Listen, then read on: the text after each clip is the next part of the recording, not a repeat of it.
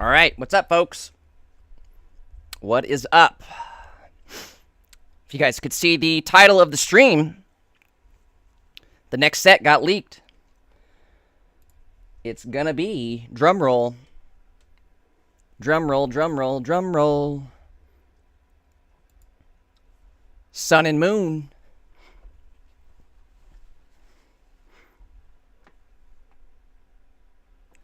So it's looking like it'll be similar to like the space time pack we had with Palkia Dialga. Looks like we'll have Solgaleo Lunala. I hope we have, obviously we're gonna have more than just those two EXs, but it looks like those are gonna be the pack leaders.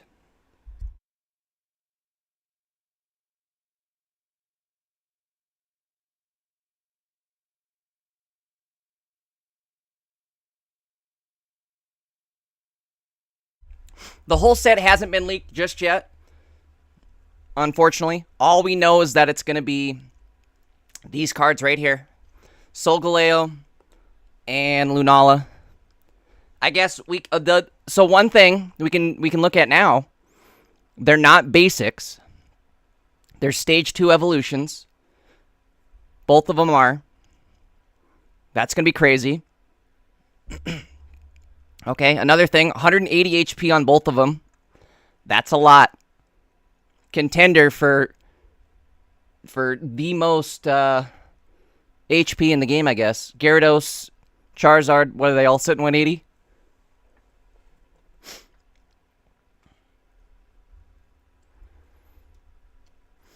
All right. Let's see what else maybe we know of. I got this off of the Reddit. Actually, I found it on Twitter first, but it is posted up on the Reddit page as well. Namalize is right. They do both have an ability. I don't know. I think, let's see. Hold on. Let me pull it up in Discord. I think somebody in Discord translated it. Where's Namalize at?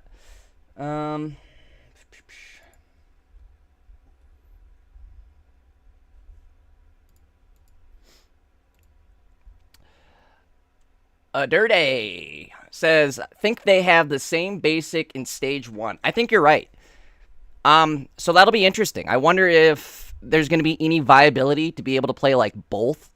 You know what I mean? Like you run the stage 1, the stage 2, or excuse me, the basic and then the stage 1.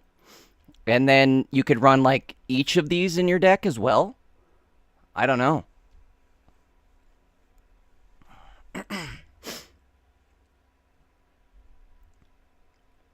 Yeah, Namaliza does look like right here. If you can see it, it looks like it's an evolution Pokemon. So it's a stage 2. You can see the Cosmog or whatever, Cosmoem right there. Whatever it is, I can't remember the earlier evolution's name. Let's see.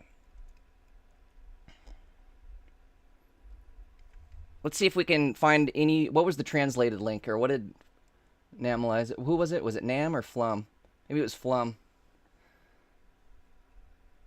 Okay, so according to Flum... Let's pull this up. I'm gonna...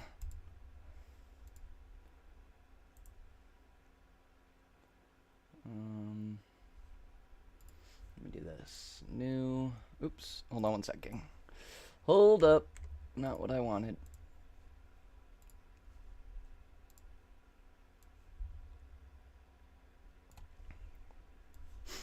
Okay. So, according to Flum, this is what his phone translated. Let's try to keep this in the middle here.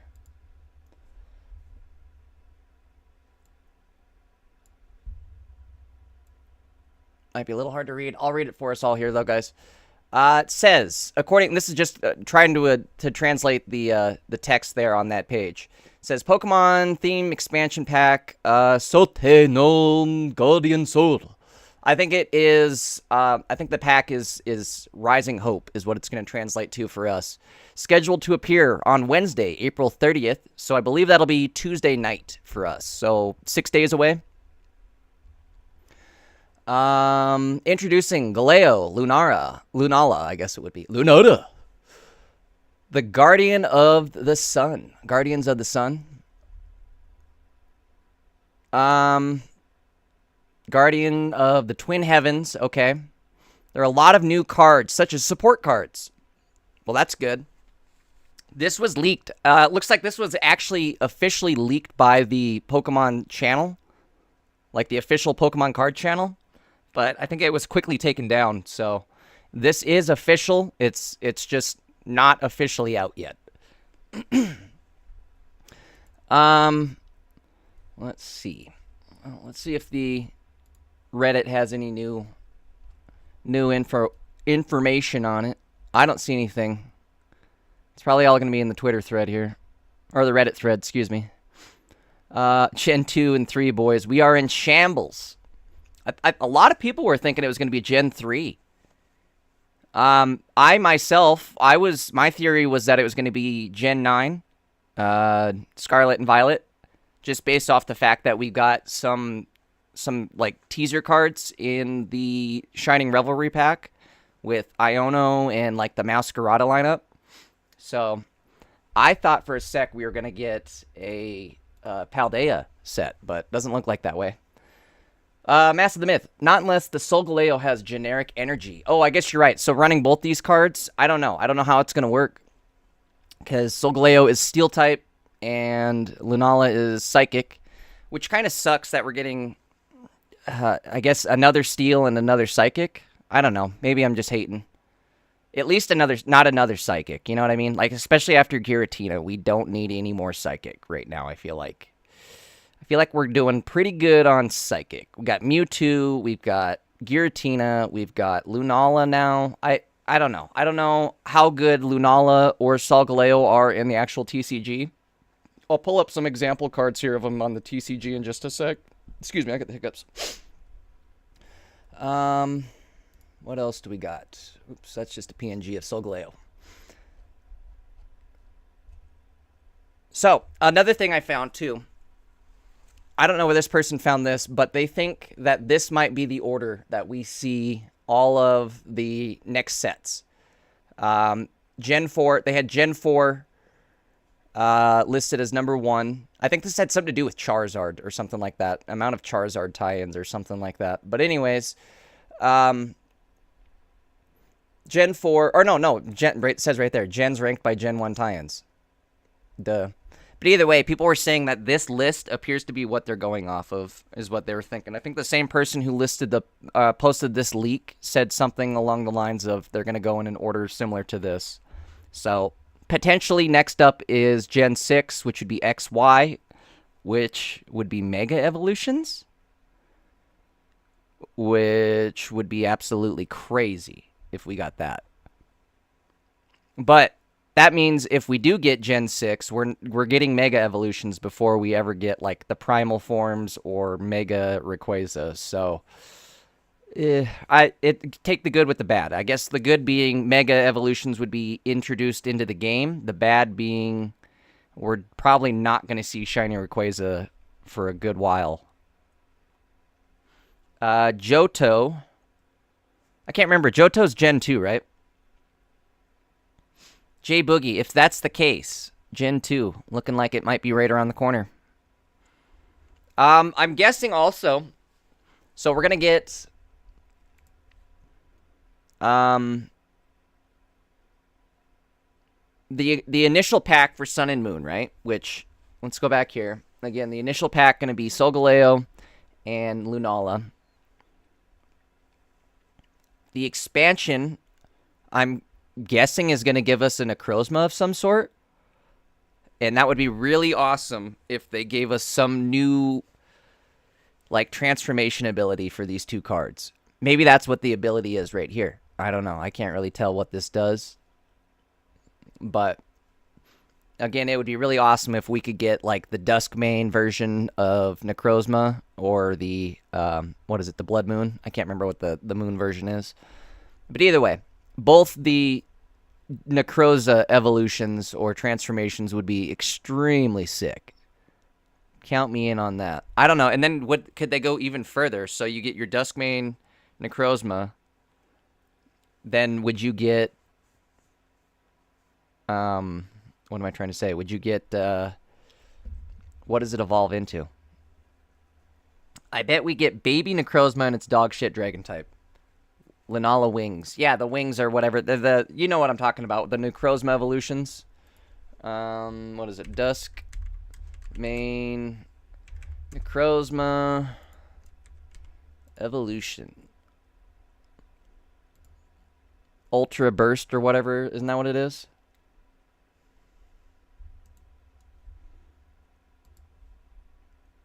Ultra Necrozma.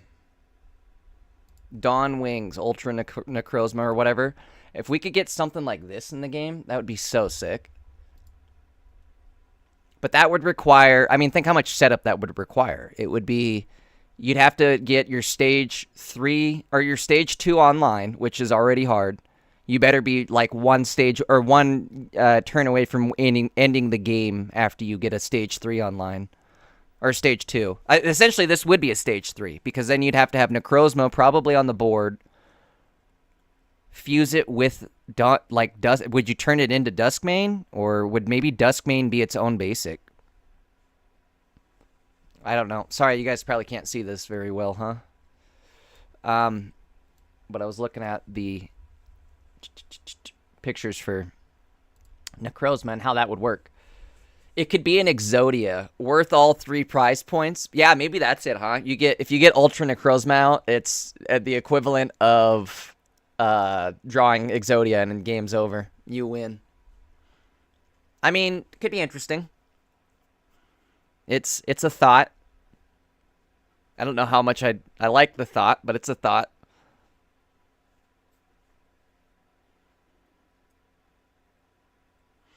Oh, I guess you're kind of right. Well, PJ, I wonder if they would maybe just cheese it and say, like, as long as you have either Duskmane or Duskwings or Dawnwings,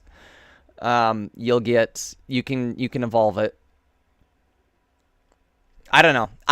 Part of me really hopes that they do something to allow you to play both types, like both these cards at once. Like I hope the deck is the stage 1, stage 2.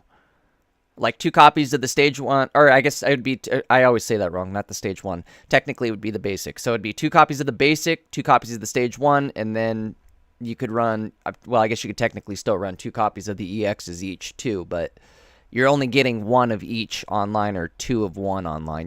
You wouldn't be able to get all 4 of these online. You don't have enough setup. Maybe Dogshit Baby Necrozma could act like a tool card for Lunala and Solgaleo.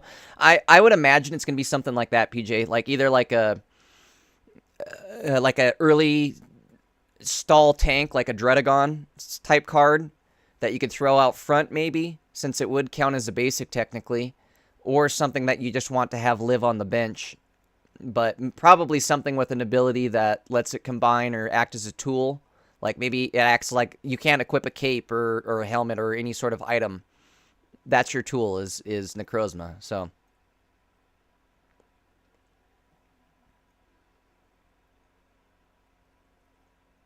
That could be, I don't know. Last time we did this, like, last time I was sitting here theorizing, like, all the cool things they could do for transformation cards, things like that.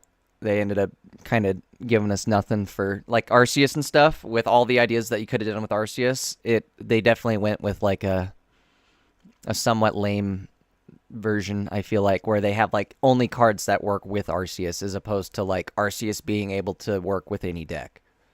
I guess that would make Arceus too good, so I get it. Not that he's not already really good, but I don't know. The amount of mons you'd have to run to make that even feasible. That's what I'm thinking too, J Boogie, is like at the point of we're already having to commit. Let's pretend you're only running 1 of these, and not even both. It's a minimum 6 cards. You've got 2 of the basics, 2 stage 1, 2 of the evolutions, or stage 2, the EX. So that's 6 cards right there. I mean, you don't want much more than that. Like, think of like how Charizard works. That's a stage 2 deck. Already, I don't like it in the fact that it's a stage 2 card. Ranked matches and like higher competitive play tends to lean more in favor of basics that can come out on the field instantly and just start like whooping ass. So something like this is already bothersome. The only reason like Charizard's good is because once it gets on the field, it's taking out everything. You know what I mean? So I don't know. I'm very, very curious to see how they're gonna make these cards work. We get abilities. I need to see their attacks. I want to see how much they, like, how many moves they can do. I don't know. Can you guys see behind this character right here, or is that the character itself? I think that's the character itself. But if you notice, like, the ability text goes down to at least here. So here's one thing I'm afraid of already. The ability text goes down to here, right? The bottom of the card looks like it's happening right here.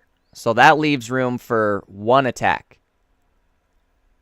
I don't know about Lunala, because I can't really see through the lettering at all, but right here you can definitely see, like, that's the bottom of a card. And there's not going to be any text below it saying, hey, here's an attack, and that's not part of the attack. So I would imagine that you're only getting 1 attack on this.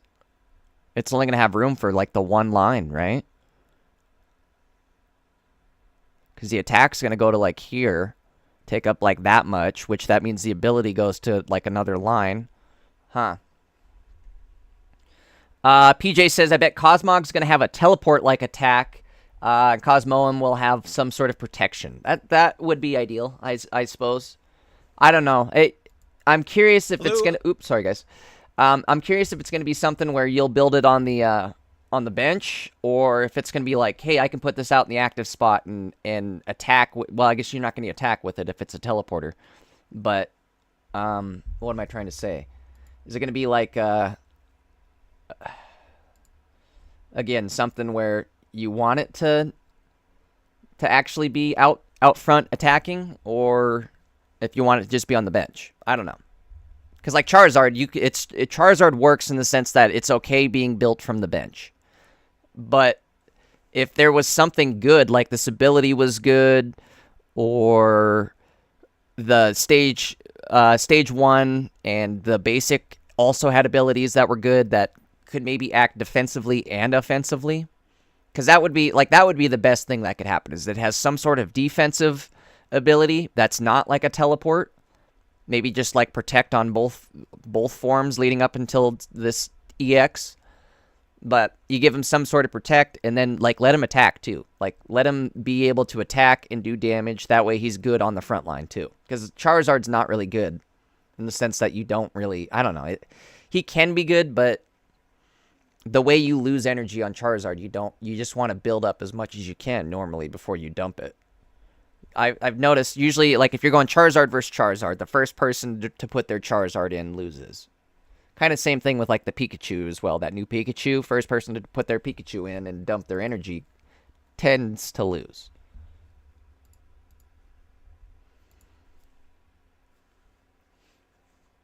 PJ says, I'm guessing Cosmoem will have some sort of coin flip, takes no damage, like a Doug Trio type move. That would make sense.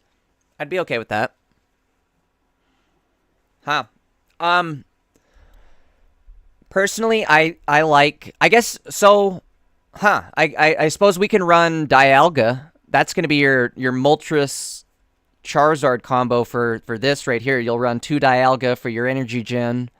You'll bench him and just build him up, get him built up to whatever energy. Hopefully 4 energy, something where he hits for over 150 damage. I don't know. Now I'm kind of worried. The fact that he's only going to have 1 line of attack. This attack better kick ass. That's all I know. Better be one hell of an attack.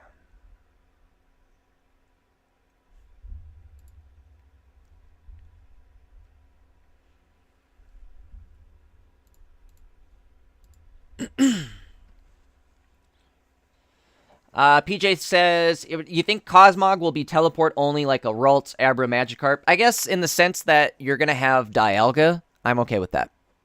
You know what I mean? Like, what your options are either Dialga or that out front. So I'm okay with that.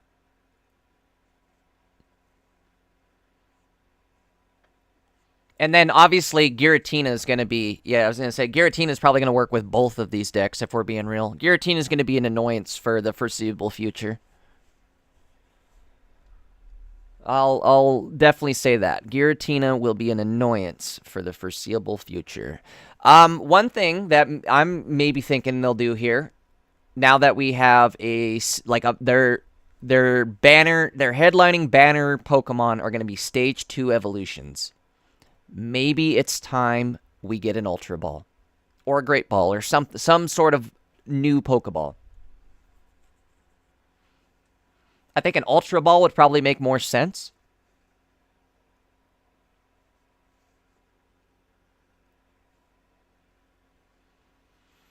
PJ, what's up, dude? Or not PJ.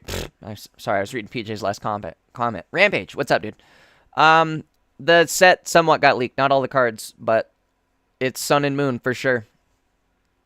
We're looking at 2 cards right here.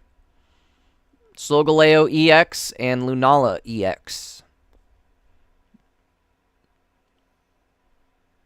J Boogie says a better Pokemon comp for sure would be awesome. Yeah. What was one? Evo Soda or whatever? Evolution Soda, I think that would be a good one. If they added something like that to the game. Let me look it up.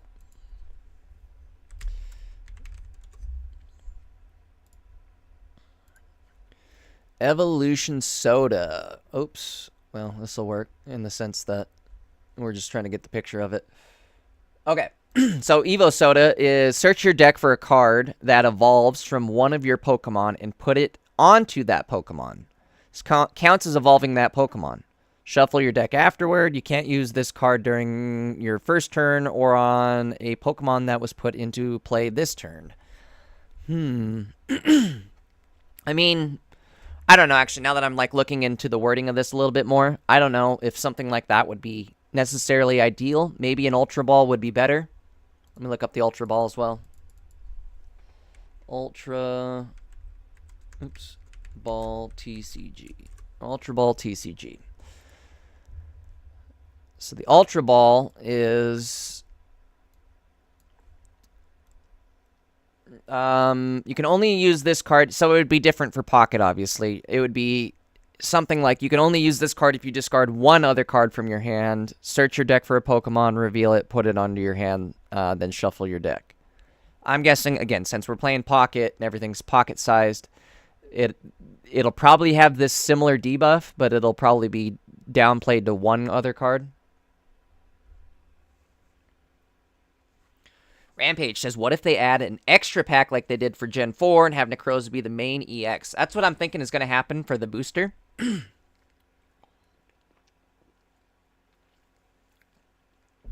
If anything, we could get something like...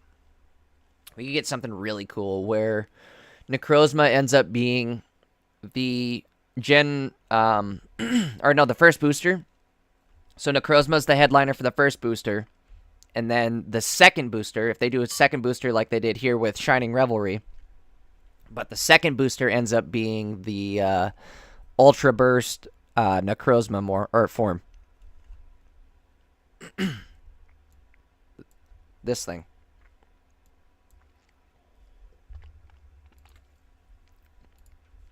All right, let me do this. There we go.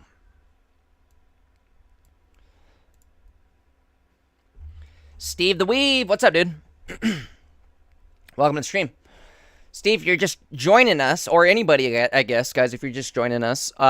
It looks like Sun and Moon are the official leaked cards for the next set.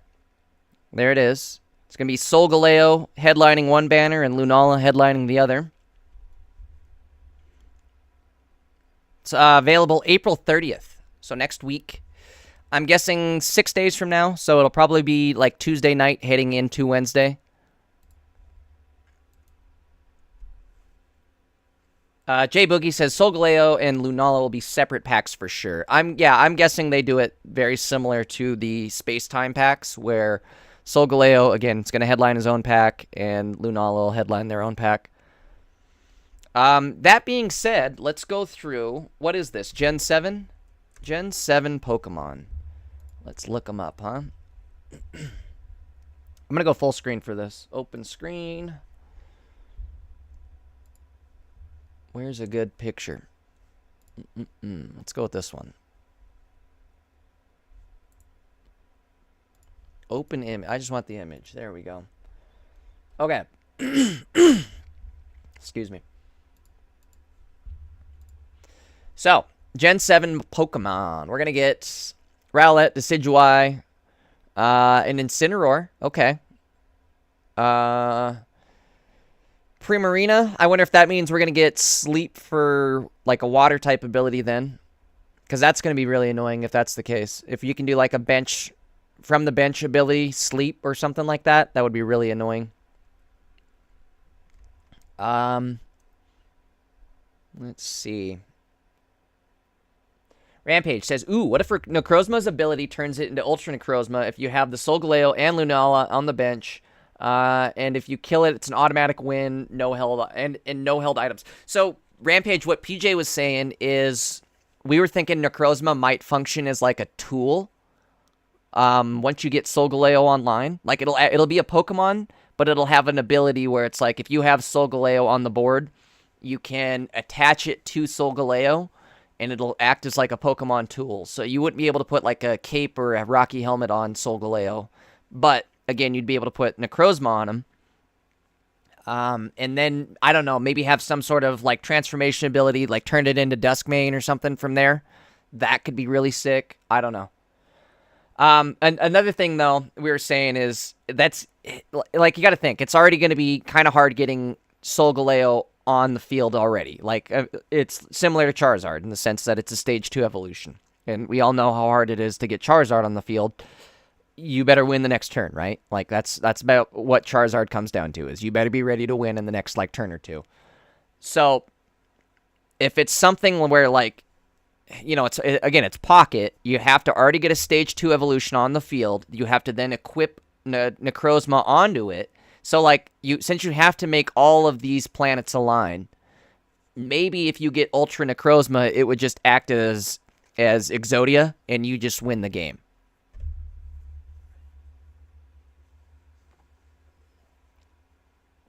Something like that. Because it's going to be really hard. Oh my god, my favorite Pokemon in the freaking world, Sandygast and Palossand, coming to the game. Hell yeah.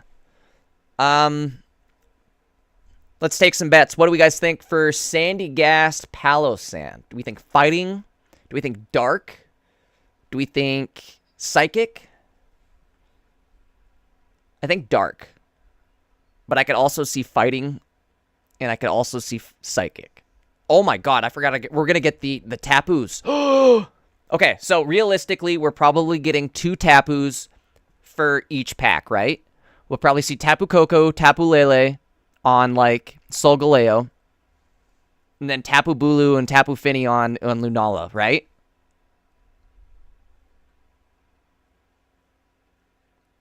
Steve the Weave says, I know none of these Pokemon. Blonde Dug Trio is hilarious, though.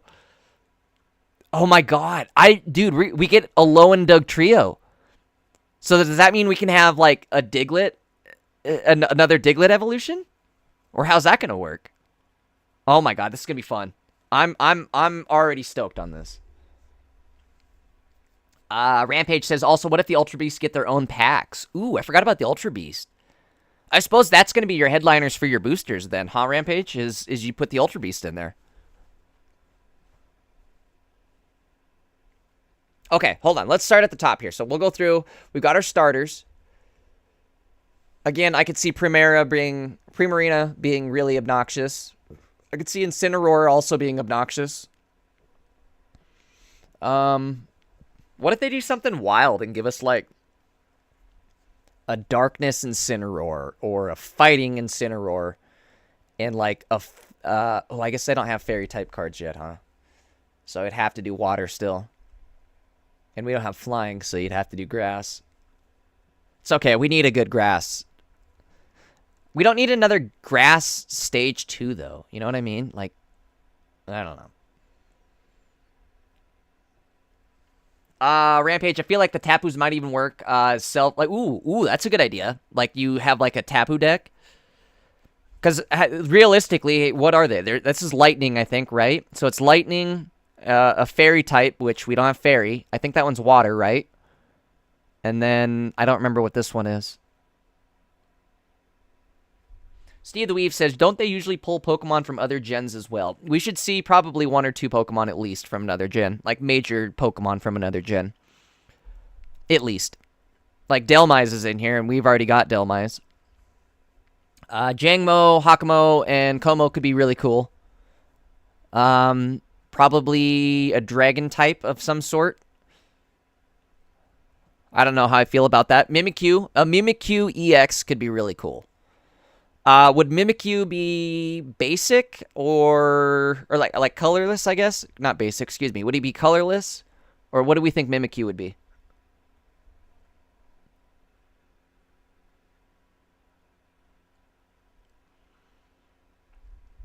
All right. What else is going to be good here? Toucannon, that's a stage 2. Young Goose and Gumshoes. Okay. Wonder what they're going to do. I can't imagine this is good. Probably they're probably going to do something stupid though, like make Gumshoes an EX. For being real, right? We'll waste one of our EXs on Gumshoes. Then we get Grubbin, Chargebug, Vikavolt.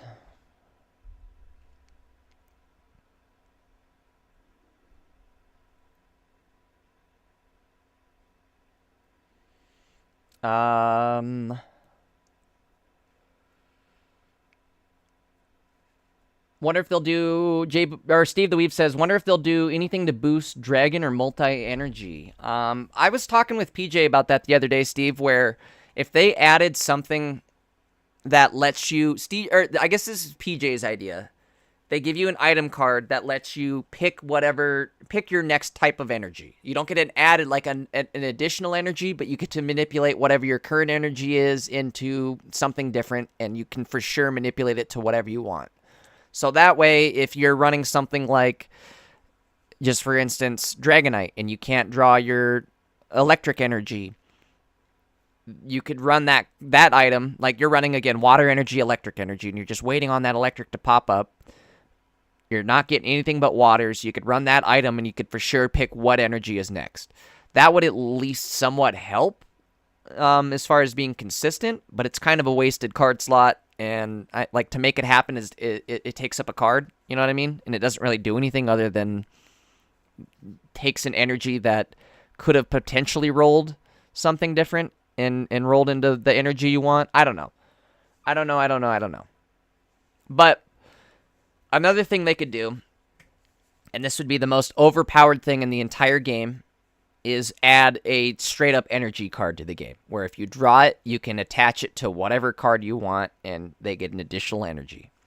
If they do add something like that to the game, I can almost guarantee you it's going to be limited to 1 per deck. And if they do add it, it's probably going to be something that they add on, like, what am I trying to say? It'll be added on, like, an anniversary type thing, where everybody gets it guaranteed. It's not going to be something where, like, only certain people can have it. It would be something like how Duel Links gives, like, Monster Reborn for their anniversary card. Steve, that's a good point too. I guess it could involve discards.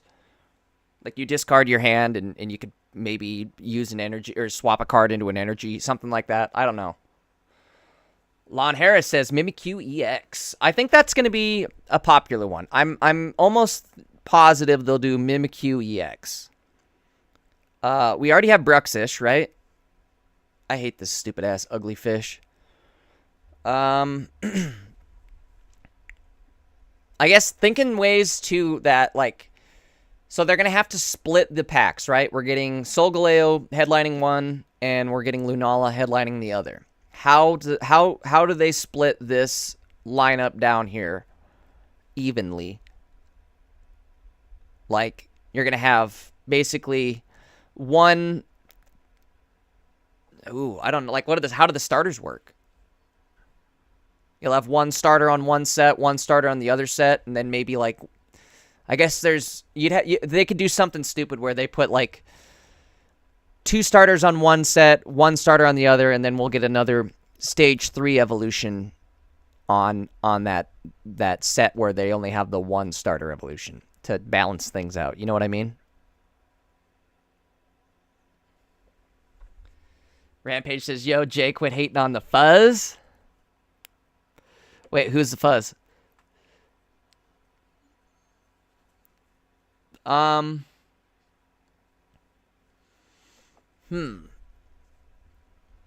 was why I'm thinking we'll probably see, like, 2 Tapus each then. Because that would be a fairly even split. You give us 2 Tapu Koko, Tapu Lele on Galeo, and then Finny and Belu on, or Bulu or whatever his name is, on Lunala. The fish Buzz. Oh, Buzz. Bruxish. I hate him in the sense that he's very obnoxiously good. We'll probably get Wimpod and Giliospod.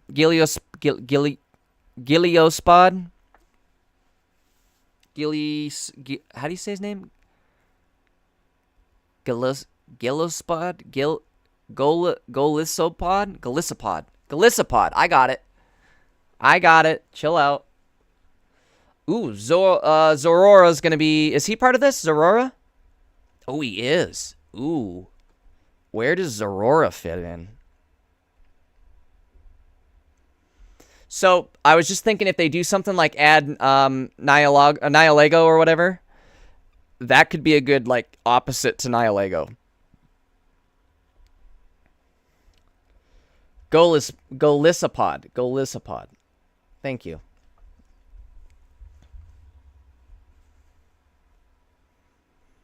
Alolan Marowak. That could be a cool one.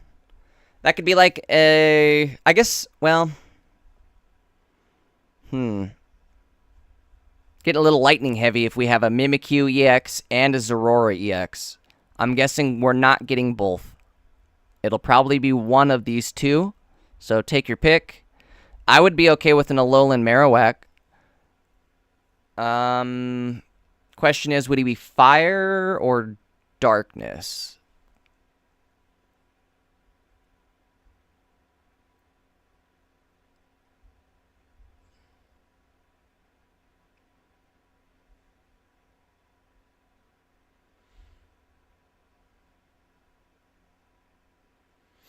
Lon, which one are you talking about? Are you talking about Zorora? Lon says in the physical, TCG is a V. So he hits 180 and stops hitting in that turn. He fits all the requirements. He has 140 life, hit 30 with 1 energy, hit 140 with 3. Mimikyu's Ghost Fairy. Oh, okay. So Mimikyu wouldn't be electric then. What was I thinking? I don't know why I was thinking he'd be electric. So maybe we'll do... It'll probably be darkness or psychic, actually. Ooh, a psychic? Probably be some sort of card to go with both Solgaleo and Lunala, now that I'm thinking about it.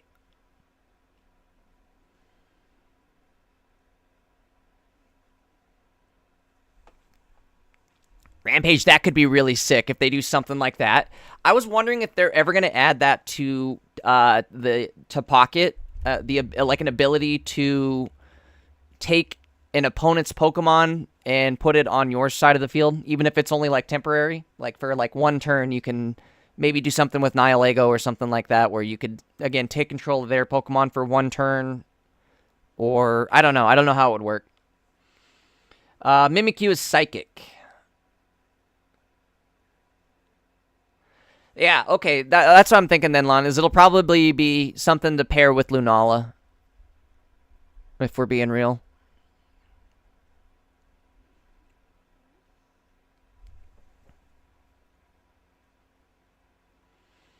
Basic and very strong. I think it'll be weaker than Giratina. Oh, I could only imagine that Mimikyu's not going to be as good as Giratina. I like, he'll be good, though, in, like, a support sense, I would imagine. I don't know. We'll have to see. I'm usually wrong about these things. Like, I'm usually trying to predict it, and then they're going to throw a total curveball at us. Celestelia.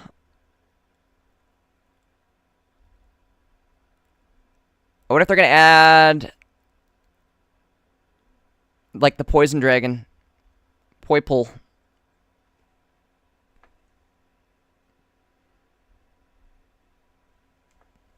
I'm excited. We're getting a Alolan Muck. Alolan Ninetales, that's always a sick one. Alolan Sandshrew, that could be cool. We already have Melmetal, but now we could maybe get a Melmetal EX. Maybe now's the time, huh?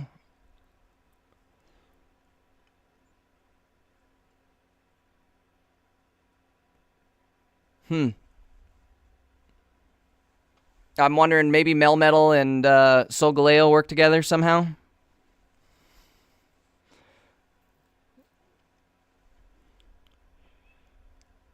Kartana. See, I wonder if you're if you're onto something there, Rampage, where maybe the Ultra Beasts show up later, or like a majority of the Ultra Beasts.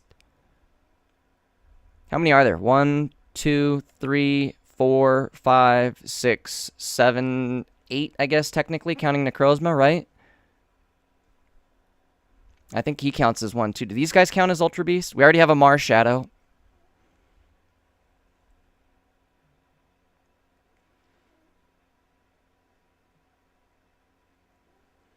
We are already 1 update away from having a dragon. It makes sense to have Latios and Latios. Yeah, I wonder when they're going to show up, too, huh?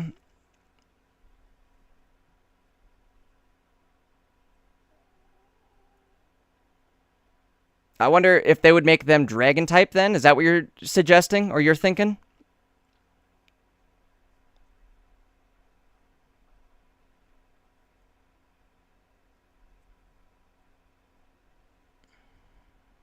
Oh yeah, the clown and the perp thing too. Yep, I forgot about the clown down here.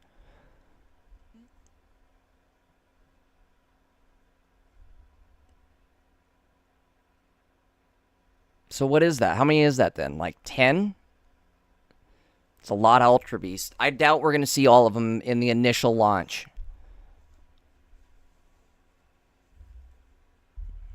And again, not we'll probably see things outside of Gen 7 too, but it probably is going to focus a lot on Gen 7 if I had to guess.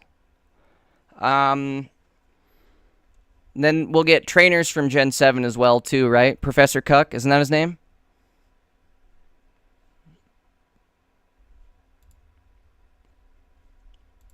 Huh.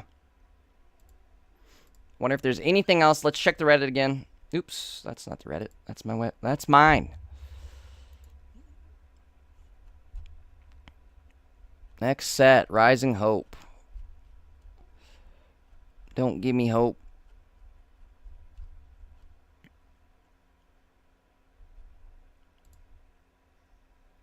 Duck says, what's your favorite Ultra Beast? Ooh, I like Buzzwole. Buzzwole or whatever his name is. Buzzwole. I really hope they add him. That's such a goofy Pokemon. I remember seeing that the first time and I was like, there's no way this is a Pokemon.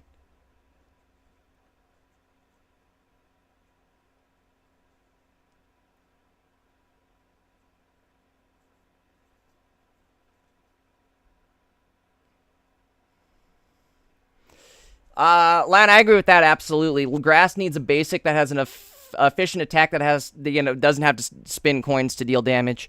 Yeah, I agree. Again, like that's what's making all these other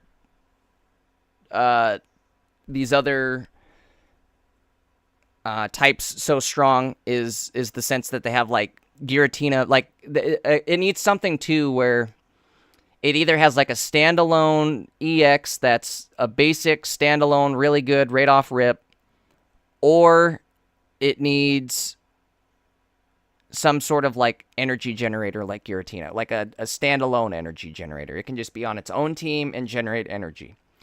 I think they're gonna, to counterbalance Giratina, they need to add something like that for every single type. PJ says, ooh, I didn't even think of the Ultra Beasts. Yes, PJ's back. Yeah, that's who brought that up? Rampage? I think Rampage brought the Ultra Beasts up, but that's a good idea. I don't know. I was just thinking though, PJ, I don't know if you caught my thought. Do you think they're going to add the Ultra Beast now, or do you think they'll wait? I could imagine they maybe give us like a couple at least, but I don't know if we're going to see all the Ultra Beasts now. That'll probably be content for the next boosters. Rampage says, I feel like Solgaleo could have Flash Cannon or signature move. What's the one move he always has? Sunsteel Strike, I think it is. That's what it is.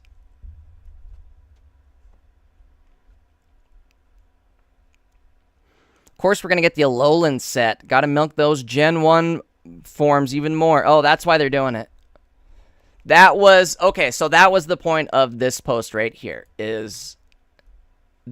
Somebody believes that they're trying to milk all they can out of Gen 1. So they're releasing sets in order of like how much it ties into Gen 1. So, for instance, Gen 4 had the most tie-in. Gen 7 being next with the Alolan forms. Gen 6 with the Mega forms. Gold and Silver, obviously being the town right across next door, basically. The neighbors.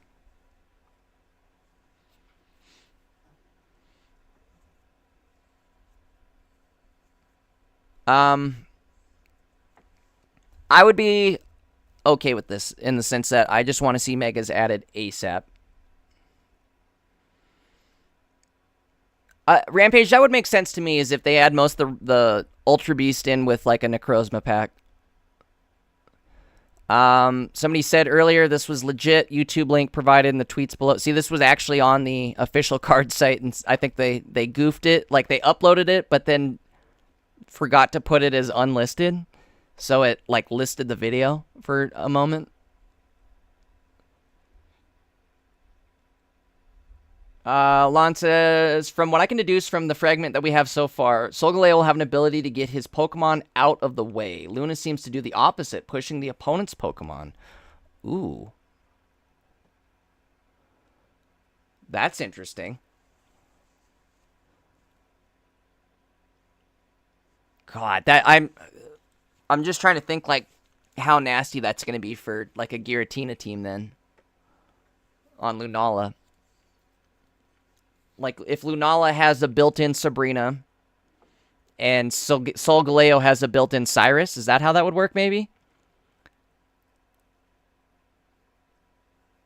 Or, like, a built-in Retreat, maybe?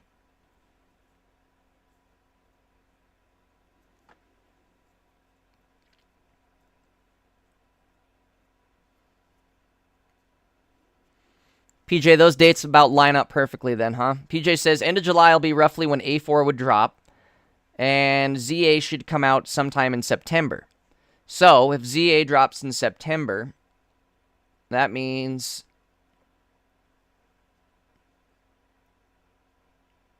we have all of August for, like, the initial Gen 3. Give us Gen 3 in August. And then give us ZA.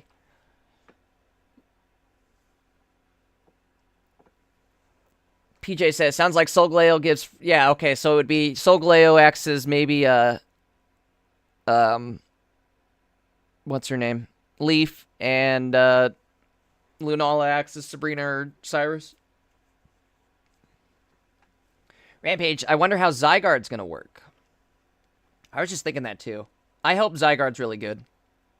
He'll probably be like Giratina was and be its own booster, like its own headlining booster card.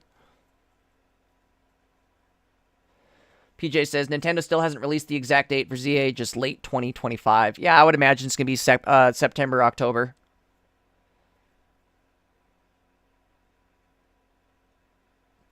I'm guessing that both Lunala and Solgaleo hit for the same damage. That would make sense. What's everybody's thought? What's your guys' prediction on how much damage they're going to hit for? You guys think you think we'll have them hitting for over 150, under 150?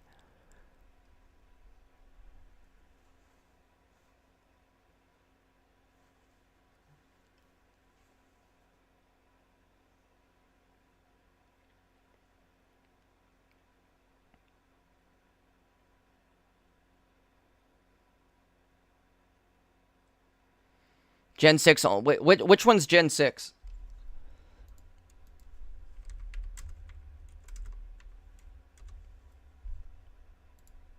X and Y. Oh, okay.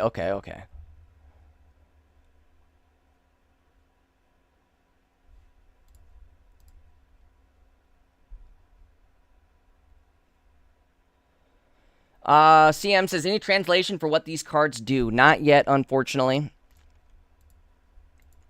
Let's keep scrolling down here. I'm going to update the Reddit post. We'll see if we can find any new info lurking this.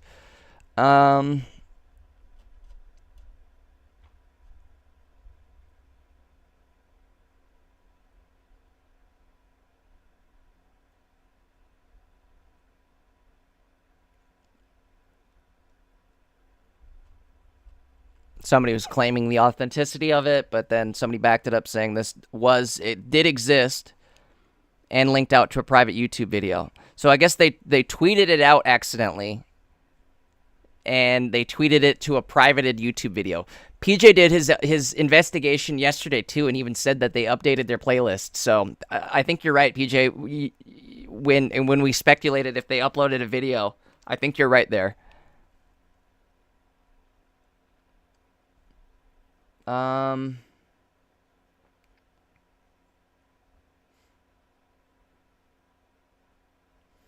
Lon says they're both part of the same evolution, both EX. Both will deal 120 damage with 3 energy. Only difference is the cost of removal. 120 damage. I don't know if I like it or not. A stage 3 with 120 or stage 2 with 120 damage. Ugh. Like, the only good thing is they have 180 health, so they can take 2 hits.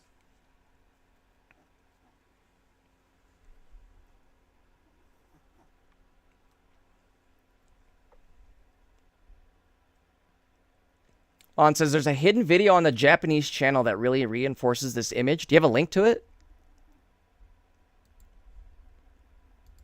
Or is that just what we were looking at here?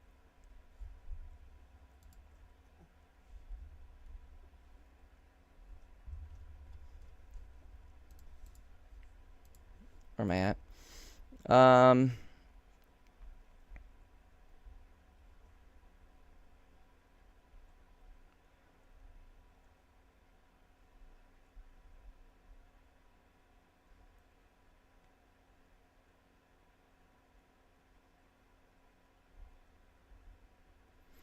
I guess that's another thing too, PJ. If it only requires 3 energy, that's actually not bad. Because you got to think about it in like the sense that Darkrai is 3 energy, but he only has the potential of hitting for 100. So, and if there's no other like commitment to or setup, that would be okay. I would take that almost. Because what's his name? Who's the guy I'm thinking of? Arceus requires a full setup. Duck, are you heading out?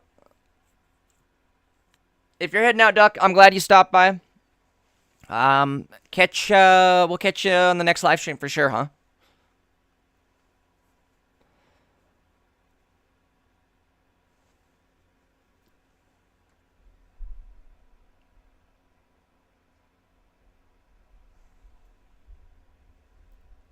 Japanese YouTube channel. Let's see if we can pull it up.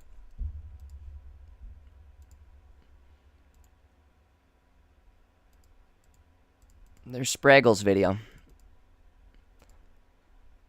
You guys want to watch Spraggle's? It's only 3 minutes. Let's watch it, huh? Well, we'll watch Spraggle's. I blurred it in the thumbnail, so if you clicked on the video, here you have it. The possible leak for the new set that is going around Twitter right now. Oops, I didn't blur the thumbnail. Apparently, this was posted on an official account that does a lot of stuff with the trading card game as well as Pocket. We have what looks to be the leak for tomorrow. This is, of course, Gen 7, Solgaleo, Lunala EX. Apparently, these would be the 2 packs that you could pull from in the new set. Who knows if this is accurate, but the cards look pretty dang authentic. These are 2 Stage 2 Pokemon, obviously, that both evolved from the same line, which could make some really interesting decks. 180 HP on both of these cards. Who knows if this is accurate, but last time we found something like this and it was going around, it looked like it was. So apparently, they accidentally posted sort of their thumbnail for this. And if you take a look at their site, this is very reminiscent of a lot of their thumbs. It's very possible that this is something that they did have ready to post, and we could be seeing, you know, an identical thumbnail for this pop up tomorrow.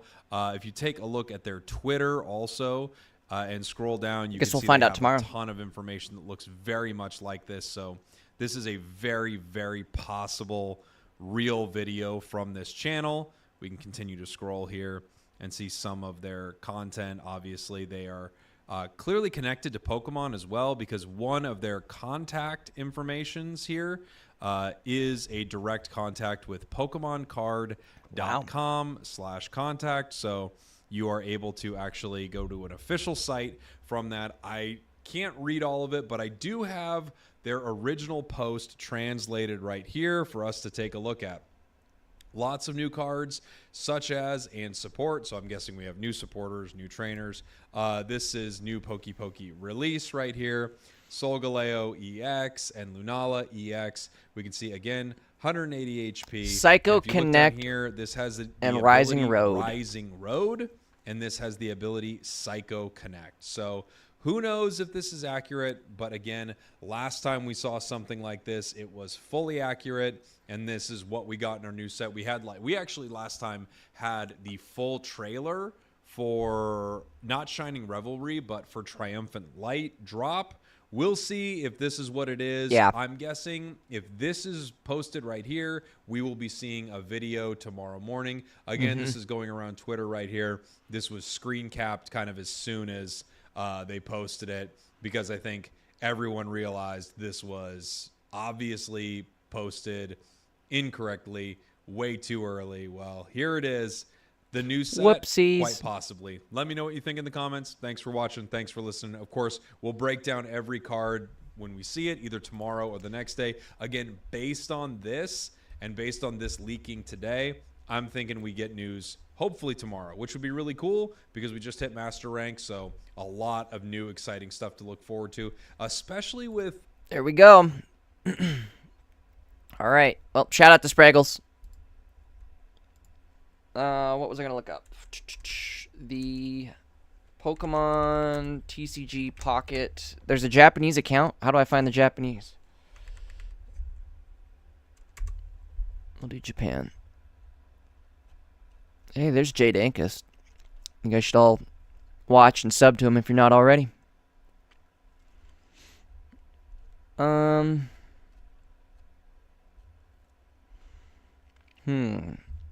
I know it was on that Reddit post somewhere.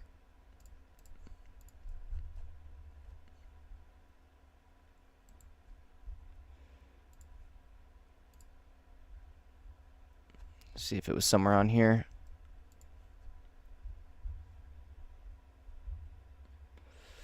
We got 20 viewers on desktop. Heck yeah. Guys, if you're not subbed to the channel, again, make sure you hit that sub button. We do go live pretty much daily. We're going to be live as soon as we get any new news on this set, or I guess as soon as the set drops, we'll be live for that as well. We're going to be spending a bunch of gold.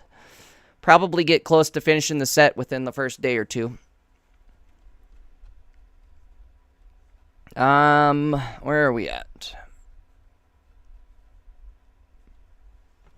Flum says, so this is where everybody's been. Yeah, I guess we're all hanging out on the desktop version today. Appreciate it, guys. Again, we are streaming not only on YouTube, but Twitch as well. So if you guys aren't a member of Twitch, head on over. I'd appreciate it. Drop a follow, maybe. Again, you guys are coming from the Shorts version. You can go lock in on the full screen over on the Twitch, or we are running a simultaneous dual stream on YouTube for a full screen version as well, if you guys are interested. All right. Let's follow along. It's going to be the biggest lie in Pokemon TCG Pocket. I will find out, I guess. Tomorrow morning, I would imagine around like 8 a.m. It's probably between 8, well, that's my time, Mountain Time, so probably 8 a.m. Mountain Time to 10 p.m. or 10 a.m. Mountain Time. We'll have the official trailer drop. As soon as it does get, again, guys, I'll be sure to probably make a new video on it. We'll go over all the cards, everything that we can discuss in detail. We'll go through it. But so far, if you guys are just tuning in, it does look like it's going to be Gen 7. Again, I'll go over this real quickly. This was a list that somebody had posted. Their theory is they're releasing sets based on how much it ties into Gen 1, since Gen 1 is probably the biggest seller for Pokemon. They're doing sets, or they're dropping sets in order of, or ranked by how well it ties into Gen 1. So Gen 4 was first. Gen 7, that's the next one that just got revealed. Second in relevance here. 18 Alolan forms, all based on Gen 1. Gen 6 would be next then, if that's the case. I don't know. PJ was thinking that we may skip this one and go probably Gold, Silver, or into Gen 3. And save Gen 6 for closer to when Legend ZA drops. That could maybe make more sense, but I could be wrong. PJ says it'd be a 40 chess move if it was a hoax. Well, maybe they learned from last time, and they decided we're going to hoax it out. We'll drop big fat hoax. But okay, so if it is a hoax, I mean, what would you guys want to see? I'd be okay with XY or Gen 3 or honestly, my thought was Paldea. Maybe this is the curveball and maybe it ends up being Paldea. The reason I say that is if you look back at when Mythical Island dropped, they kind of teased some Gen 4 cards in Mythical Island. Or at least it kind of looked like that. But anyways, so they teased those Gen 4 cards in Mythical Island, and then the next set that drops is Gen 4. In the last set, Shining Revelry, we had Iono, we had Masquerada, so we had some cards from Paldea. I was thinking maybe we're going to see Paldea. And why did they give us that Cyclizar? What was the point of that Cyclizar?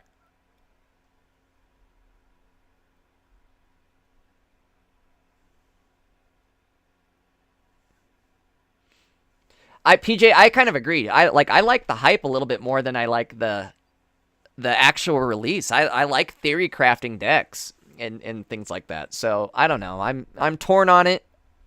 Obviously, I like when they do actually release the information, but I do like theory crafting what it could possibly be. That's always fun to me as well.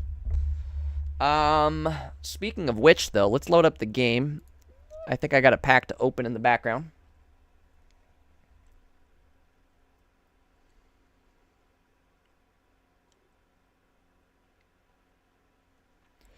PJ says, oh, yeah, I guess Tinkaton was also in Gen 9. Clodsire, too. I forgot about those. So maybe this is... fingers crossed. If this ends up being a curveball, the only way I'm going to be okay with it is if it's Paldea or Gen 3. One of those two. I almost wish it was Paldea just in for the fact that I wanted Koraidon and Miraidon as the banner headliners. Those would be insanely cool headliners. Give me just a sec, guys. Again, we're going to log into the game. I think I got a pack to open, so we'll do that. And we'll get back to discussing some potential cards.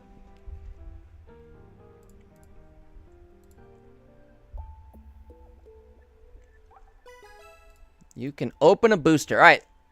Let's go. Come on, let's get a Gold Crown Pokeball right here on stream right now. Let's make it happen. Maybe. Maybe. Do I peek it?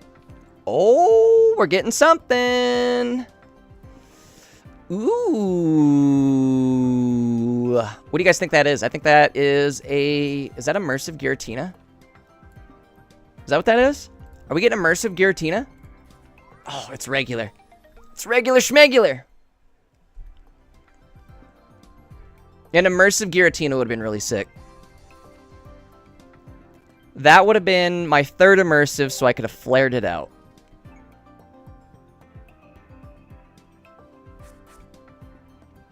Bink. Hey, that was my 7,000th card.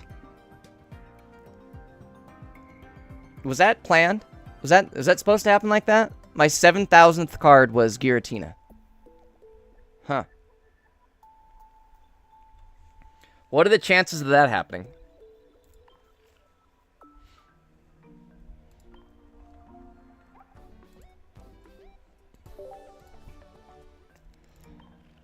All right. Well, let's check Wonder Picks real quick, and then I'm going to get back into some more theory crafting. Hold on one sec. Rampage says, hey, guess what? What's up? Or should I have said chicken butt? Actually, hold on one sec. Let's grab these. We got 1 minute left. Oh my god. Get it. Claim them all. Perfect. Right before the daily reset. All right, chat. What do you guys think? 1 through 5. We got a Wonder Pick. Oh my god, I was close with the chicken butt. Chicken jockey. I think last time I said chicken jockey, I got... Oh yeah, look at... We shoot up in viewers. How's that work? Every time we yell chicken jockey. Alright, chat. Again, what do you got? 1 through 5.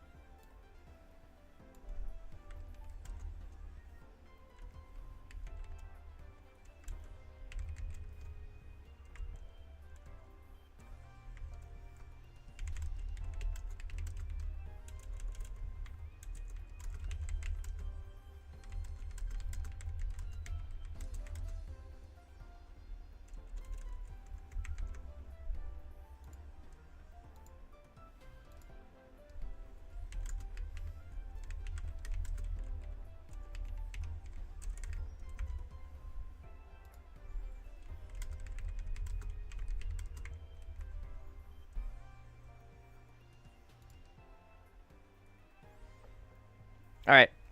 Dropped a poll down in chat as well, guys. On the desktop stream version, that is. If you guys are on the YouTube desktop stream version, I dropped a poll. Head on over there.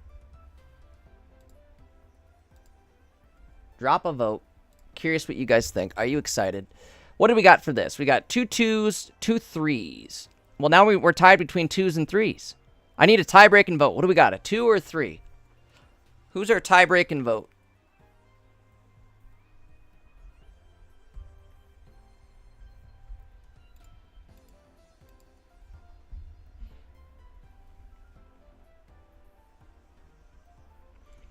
Two or three. How about I pick it? I think I'll go 3. We're going 3. If I pick it, Rampage dumps his milkshake. Oh my god, better spill that milkshake. You better spill that milkshake, my boy. Sam, we got it. Locked in for the win. We're making him spill that milkshake. There's the rainbow full art by barrel. I should almost pull on that, huh?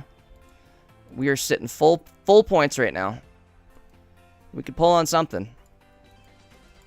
Giggity. No diddy. What are we pulling on?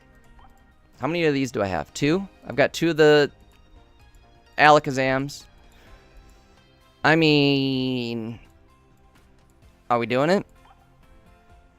Let's do it, because if anything else, we could get a... What is this? Where is this from? I don't know what region this is from. Del? Is that Del? Is that Spanish? Alright, what do we got? Bi-barrel, rainbow bi-barrel. He was spot number 4. I think we should chase it. The consolation prize here being spot number 5, the Team Rocket Grunts. I think we'll go 4. I think we're going 4. We're going to chase it. And let's see what happens. Oh my god. We got lava chicken. La la la lava. Chicken. Hey, lava chicken. Get the hell out my face.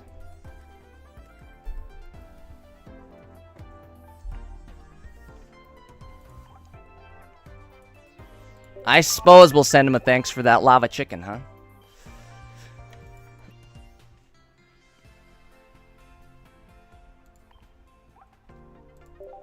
There's the date reset.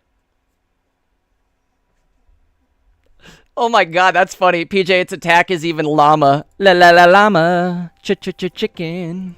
Hey, llama chicken.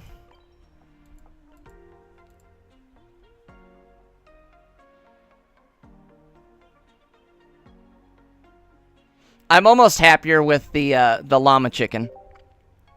That's funny. That is funny. All right. That's enough for now. We'll come back to it in a bit, maybe. But let's get back to some theory crafting here. So again, if you guys are just tuning in, Gen 7 is the next, well, I suppose Sun and Moon, specifically Solgaleo Lunala, being leaked as the next banner headliners. So I would assume that we're going to see a lot of Gen 7 on this upcoming banner. They'll probably do 2 banners like they did for Space Time. So we'll probably have... What is this going to be A3 then? Is that what this would technically count as? Is A3? If that's the case, this will be A3, A3A. Solgaleo, Lunala. Solgaleo headlines his own pack. Lunala headlines their own pack. How would they do Cosmog and Cosmoem then? I guess they could be split. This could be one that's split between both packs, huh?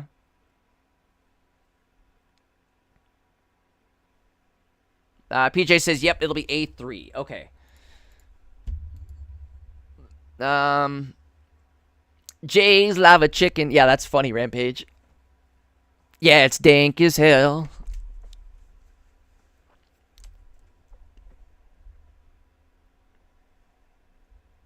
Oh, PJ's right. Just A3. A3A would be the first booster. You're right. You're absolutely right there. I guess one card I'm really looking forward to is Sandygast and Palosan. I really hope that's included. I wonder if they're going to include Null and what was his name? Does his name like Type 1 or Type X or something like that? Or Silvally? That's what it is. It evolves into that silly Volley name. PJ says Cosmog and Cosmoem will definitely be available in both. They would have to. I think just from a sales point of view, if you're gonna have something where, like, I think that's part of the gotcha rules, is you can't have something that transforms be split between like multiple banners. So I can't have like part 1 of a transformation on one banner, part 2 on another, and then part 3 on another. I think that's something to do with gotcha rules. So I think you're probably right where Cosmoem will be available on both banners, but Solgaleo will only be on its own, and Lunala will only be on its own. A Mr. Wishy-Washy? Mirani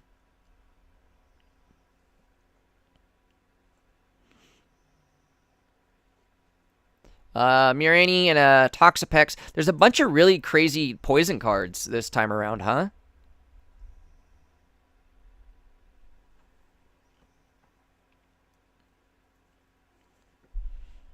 If you guys had to pick a Ultra Beast to be added to the game, which one are you guys picking? I really want Buzzwole. Buzzwole's funny. What would he be? Fighting? He'd probably be fighting, right? I can't imagine he's gonna be grass. Boy, that'd be awesome though. Imagine they give us a grass Buzzwole that's like a basic EX and just whoops ass on like 2 energy or a low amount of energy. That could be good. I would take that in a second. Rampage, did I read this already? Rampage asks, are you guys gonna buy the Switch 2? Sounds like pre-orders went live tonight, and it sounds like they were pretty scuffed. I don't know. Did anybody manage to get a Switch pre-ordered? I know I didn't.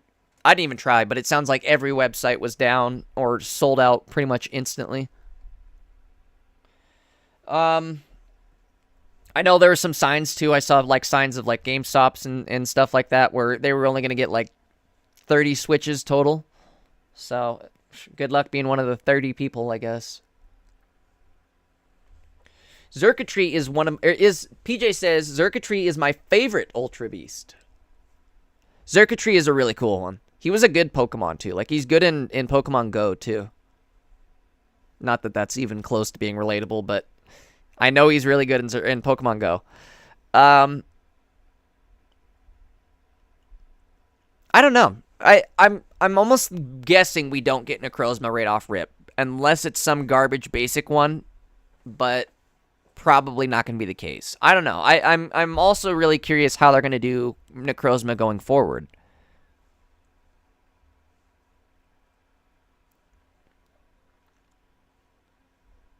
That could be one thing too, though, PJ, is, well, how did that work? If you guys noticed,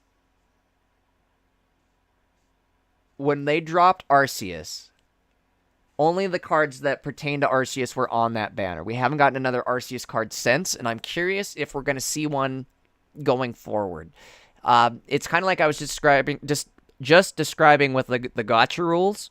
I wonder if that counts as something similar to like a transformation where basically you can't sell something because it's all in the same pack. So you can't have a separate banner that has another Arceus card that's like, hey, you can use this card and it'll have special powers only if you have bought this other card on another different banner. Again, that goes against gotcha rules. So like, maybe that somehow translates into Pokemon or Pokemon Go in the sense that if you were to add something like Necrozma and then the Necrozma evolution, the Ultra Beast, or not the Ultra Beast, what is it? The Ultra Necrozma. If you were to add something like that, they would have to be their own separate entities. They couldn't be like, you need Solgaleo to make this one work. You know what I mean? Or I don't know. Or they could maybe get away with it in the sense that this could act as an equip card, and you could equip it. Maybe that's a loophole, but I don't know. Again, there's really weird rules with transforming cards and being like, you can't buy one transforming card on one banner and have another card be on, or like the second half of it be on a different banner. Like in Dokkan terminology, there's no Dokkan card or Dokkan unit where you've had to like summon twice to make it work. You know what I mean? Like you didn't have to summon part 1 on one banner and then summon part 2 on another banner just to make that unit work. So I don't know, again, if that's how... So I guess what I'm trying to get at here is if they do something like that with Necrozma, it would have to be something where these two cards in the future don't have, like, specific wording that play off of each other. I don't know. I don't know how it's going to work. I'm also curious if we're going to get shinies this go around, too. Are we still getting... Are shinies still a thing? Are they just going to pick, like, a handful of cards and make them shiny? Is that how the shiny process is going to work going forward? Was that a one-time deal? I hope not. I hope we get shinies going forward. Rampage says the immersive EXs are going to be hype. Ooh, I didn't even think about that. So we're getting what? Immersive Solgaleo and then immersive Nihilego? This will be the first new immersive cards that we've gotten that are stage 2 immersives. I think Charizard's the only other stage 2 immersive.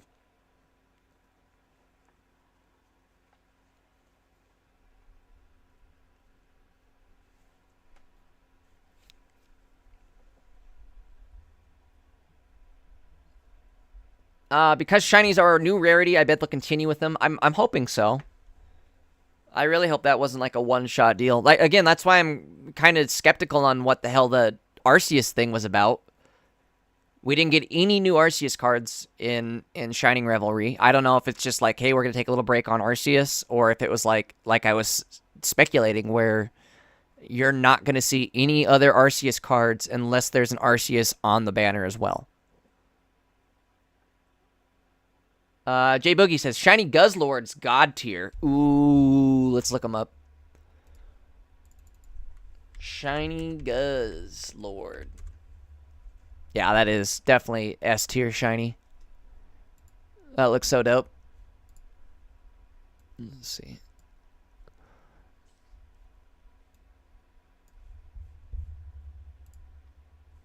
Definitely sick. Oops. Sorry, guys. Gabriel says, aren't some of these cards already on the game? For Gen 7? Yes. None of the new cards from the set are that just got leaked potentially are on the game yet, obviously, but there are a few cards from this set in the game, right? What do we have already currently in game? What do we have? I just saw one. We have Fomantis already, don't we? Do we have a Fomantis already? We have Morlul, Shiinotic. Maybe we see a EX version now. We already have a Saladin or Saladit and a Salazzle, I believe. Do we have Salazzle? I know we have Saladit. I don't remember if we have the evolution. I don't think we do yet. Yeah.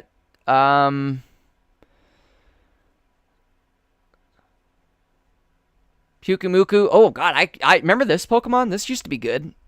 Back in Genetic Apex. This was a good water type. Oh, yeah. Bruxish is in the game. This is one of my favorite ones. Gasty-san. Or Gasty-san. Dude. Dyslexia kicking in. Sandygast and Palosan. That's one of my favorites. That'll be cool. I really hope they make this an interesting one. Maybe give it something like a Doug Trio ability. You know what I mean? Where it's like it can prevent damage once you get Palosan on the field. Something like that. Yeah, Melmetal we've already got. Delmise we've already got. I'm wondering if we're going to see an EX Melmetal out of all of this. That's J Boogie, you read my mind. Again, I think maybe we see Melmetal EX, because that could be a good tag along with Solgaleo. Let's do a quick run through of other steel mons, right? Because there's got to be some sort of support to go with Solgaleo, right? You would think. Gabriel says, I feel like these packs are releasing way too quickly. I don't know. I haven't gotten a lot of cards from the other packs like a few days ago. Yes and no. If you think about it realistically, going a month plus with no changes in the game is almost too much when you think of it in that term. Like, there's no other gacha game on the market that goes a month between banners. Nothing. There's nothing like that. So, from a gacha standpoint, it's really slow release. From a card, like a card game release, it's definitely getting a little fast. Gabriel, I totally agree with you. I'm just saying, like, again, from like the realistic point of view there, which obviously is like the company wants to make money point of view. I think them going a single pack a month is too slow for content, unfortunately. And I don't know. It sucks because unless you drop money, it's going to get real hard to stay free to play, you know?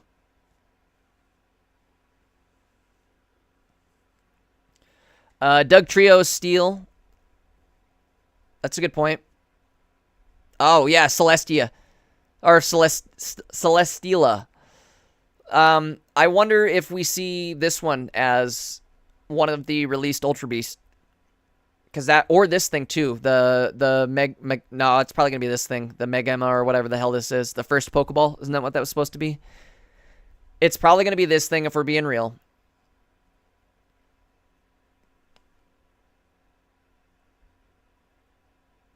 PJ just listed all the possible steel types. So we got I can never say his name right. Togadamar.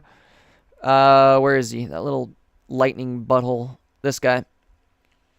Celestila. We already pointed him out. Cartana. Okay, I think they were grass steel, right? Staccata. Which one was that one? Staccata Taka, or I don't even know. God, these names are getting a little ridiculous. All right. Nithil KS says more than one pack a month will be hard to keep up with for the free to play, just in terms of collecting non-art cards. So far, I've been able to complete decks as free to play.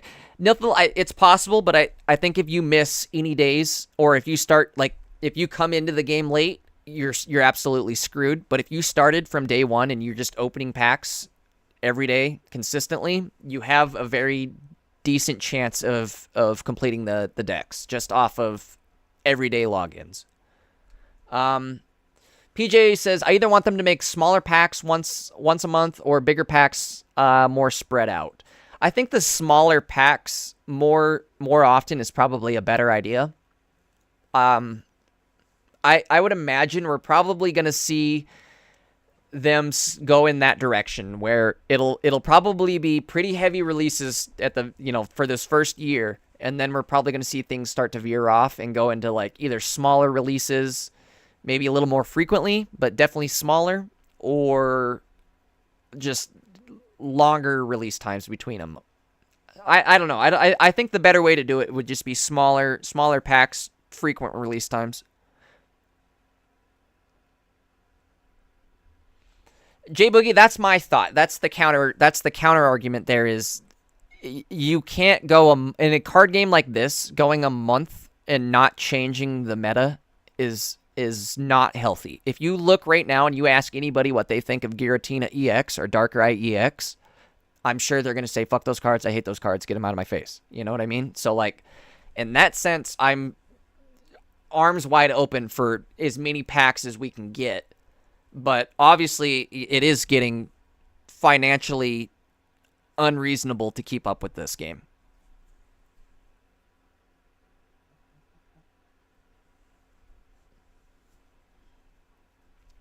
Nithil KS has been I have opened every single day, and so far with current release frequency, it has been doable to collect all non-art cards, just missing some duplicates.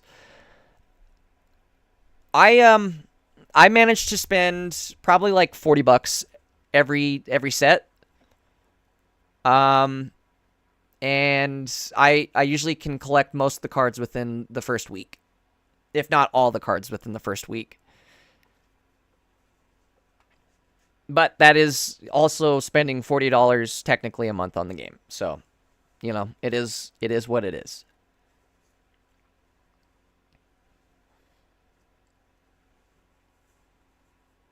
Is that something I want to keep doing? No, obviously not, but I don't know. At the same time, I do have a lot of fun with the new cards and making content and playing NRC tournaments, things like that. If you guys are interested too, if you're not yet knowledgeable in how to join up for tournaments, there is tournaments ran basically daily, but there's a major tournament ran every single week. It's a 1,000-player plus tournament. It's got a $400 prize pool.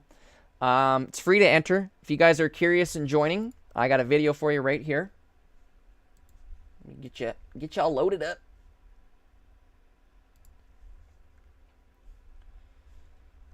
All right.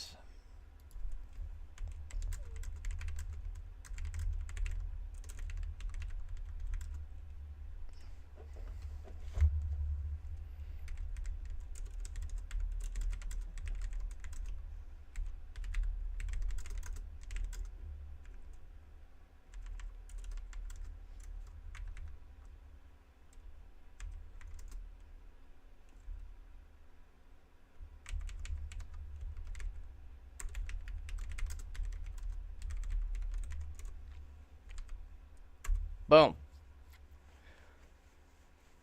There you guys go. I just posted it there. The link is a video on how you can sign up for tournaments. Again, if you guys are curious. You can do it right off your phone.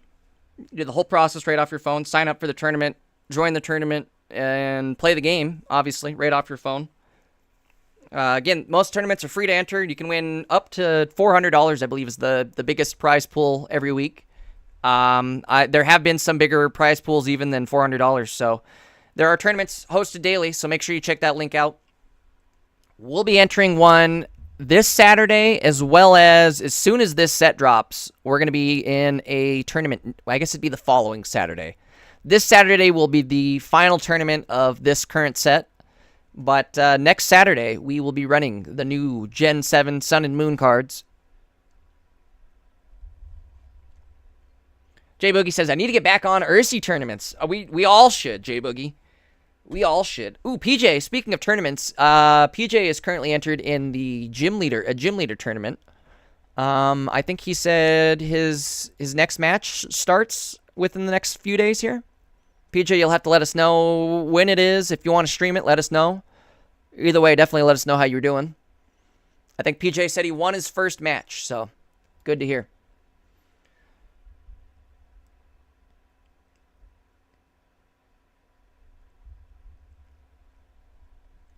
What else do we got here, guys? So let me think. We were just talking about potential seal cards that could support Solgaleo or act as like a support card for Solgaleo. I've noticed with most like new sets, when Space Time dropped or like when the new sets drop, Shining Revelry, they always include the ability to draw only on that banner and at least make a deck. Is it going to be the best, most meta deck with every possible meta card in the game? No, obviously not, but you can make a good deck. You can make, like, a winning deck for sure.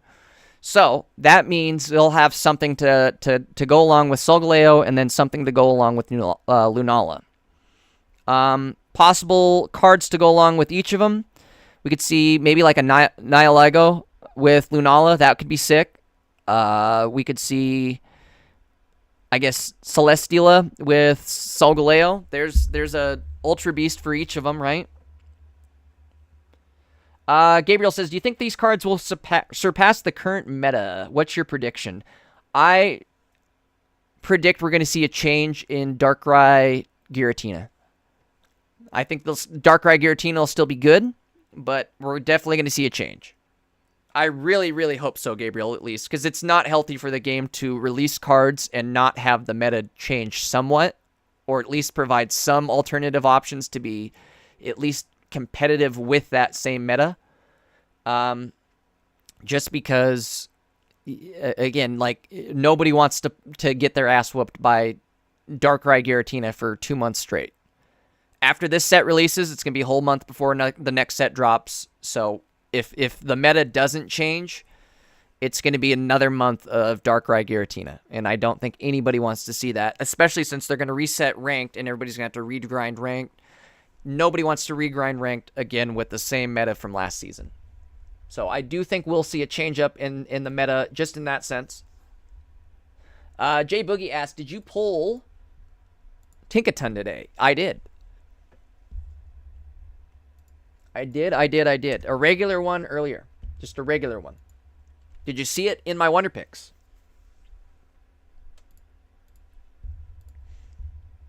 I do hope that they put the Tapus in there, though, too.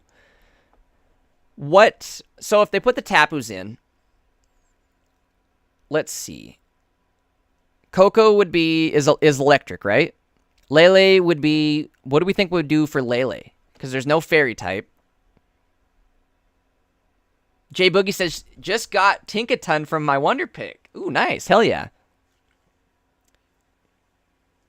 You better have sent a thanks.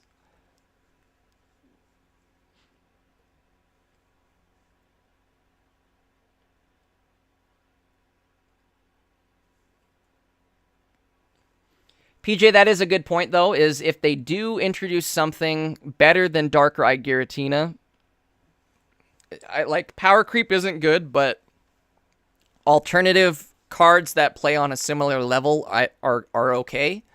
I think things they'll need to add to make them perform on a similar level. I guess the 3 energy is maybe a good thing, because that does keep it competitive with like Darkrai, I guess. Like, if you're hitting for 120 and their Darkrai is only hitting for 100, you're in a better spot than they are, especially since you have 180 health and they only have 140 health. You're doing a little bit better. Obviously, they can put damage from the bench and things like that. They can do things you're not going to be able to do, but plus and minuses, the point being is they're going to perform on a similar level, I feel like. And I think that's a good thing. Keep cards on a similar level, but not necessarily totally push the power creep. Like, I don't want to see cards that are like, oh, dude, he's got 240 HP and he's hitting for 200, over 200. Well, I guess even at this point, if a card hit for over 200, unless they add a card that has over 200 health, it doesn't matter, you know? Maybe that's something they could do for, like, if they added Ultra Necrozma at some point in the booster. You got to think, in order to get even Ultra or Duskmane Necrozma off, you're going to have Solgaleo, which is a stage 2, already pretty hard to get off. You're going to have a Necrozma on the board, right? I don't know how the transformation will necessarily work, but you'd have to have those pieces, ideally, to be able to set up the evolution into Duskmane. I don't know if they're going to need something other than that afterwards to even go further Ultra Beast mode, or whatever, the Ultra Necrozma Blinding Lights mode, whatever it is. I don't know. Point being, if they added something like that, they either need to make it so that that card now has 400 health or some ungodly amount of health, or they need, because you're already going to have taken some chip damage. You're not going to get that thing off and be 100 health or 100% health, or at least if you do, it's not going to be easy to pull that off. So ideally, you're going to have it'll bump your total health cap up to like something 300, something around there. But you'll have taken some damage, so you'll probably be sitting around 200, 250. I don't know. I don't know how that's going to work, but there's got to be some way to make it, since this is a pocket version of the game, they've got to make it worth it to get to those high evolution points. Like, Mega Evolution's coming as well. How are you going to do Mega Charizard? So I have to get Charizard, which is already a stage 2. You guys know what it's like getting Charizard on the field.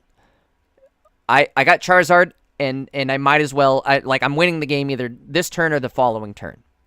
So in order for Charizard, Mega Charizard, to be worth it, he has to end the game like now. You know what I mean? Like you got to be done now. I don't have time to stick around afterwards and last like 3 more turns. I don't know how that, like, I don't know. You know what I mean? You can't, there gets to be a point where it's like, what good is it going to do to add a card to the game, like a mega card, but you're not going to be able to pull it off till turn 15 anyways. That's not going to be something that increases the meta or pushes the meta. So I don't know how Pocket's going to handle that. We're going to probably start seeing cards. My theory here, since where's it at? Stage 2. Maybe this is the time we see Ultra Ball. Or some sort of like evolution. Like give evolution soda, rare candy, Ultra Ball. You give us something here. You know what I mean? That helps us get to this stage 2 faster. I predict we're getting something. So maybe Charizard's going to get a buff, or all your stage 2 Pokemon are going to get a buff, because there are a lot of good stage 2 Pokemon in this, or I guess it is stage 2. Stage 2 Pokemon. All the starters. I wasn't really stoked on any of the starters just because stage 2 has been notoriously not good for being anything meta. The only reason Charizard's good is because you can have Charizard just sit and build up on the bench, have him swing in for once you have like 5 energy on him, he can swing in and hit twice for 200 damage. Biggest hitter in the game. That's why Charizard's good. Unless these guys have something to compete with that, like, oh, he'll hit for 200 damage, or he can sleep from the bench once you get Primarina on there, or evolved, or he has like a fly ability where you're immune to damage one turn and then you can hit your opponent the next turn. Something like that. I don't know how that would work. But they're going to have to give us something, I feel like, that makes stage 2s better. Gabriel says, so is it fair to say Pokemon Pocket is more popular than the official game? It has moments. Each one's going to have moments.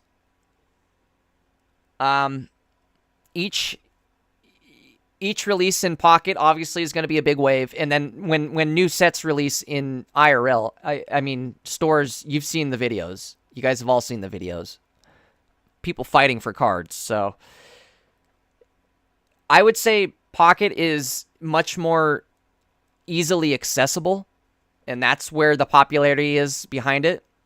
Whereas the TCG, you have potential to make, like, you don't even have to play the game. The people mostly buy cards just for like collecting and reselling purposes, and I think that's where a large draw of the physical TCG is. But Pocket, like for me, I like playing the actual game. I mean, I'd never played the actual Pokemon Pocket card game in a competitive style ever until Pocket dropped, and now this is one of my favorite card games ever. So, you know, it is what it is. Pocket is definitely very, very easy to get into. I like that. Like, it's easy to get into, but pretty difficult to master. It's not like it's super complex, anything like that. It's just there's some thinking behind it.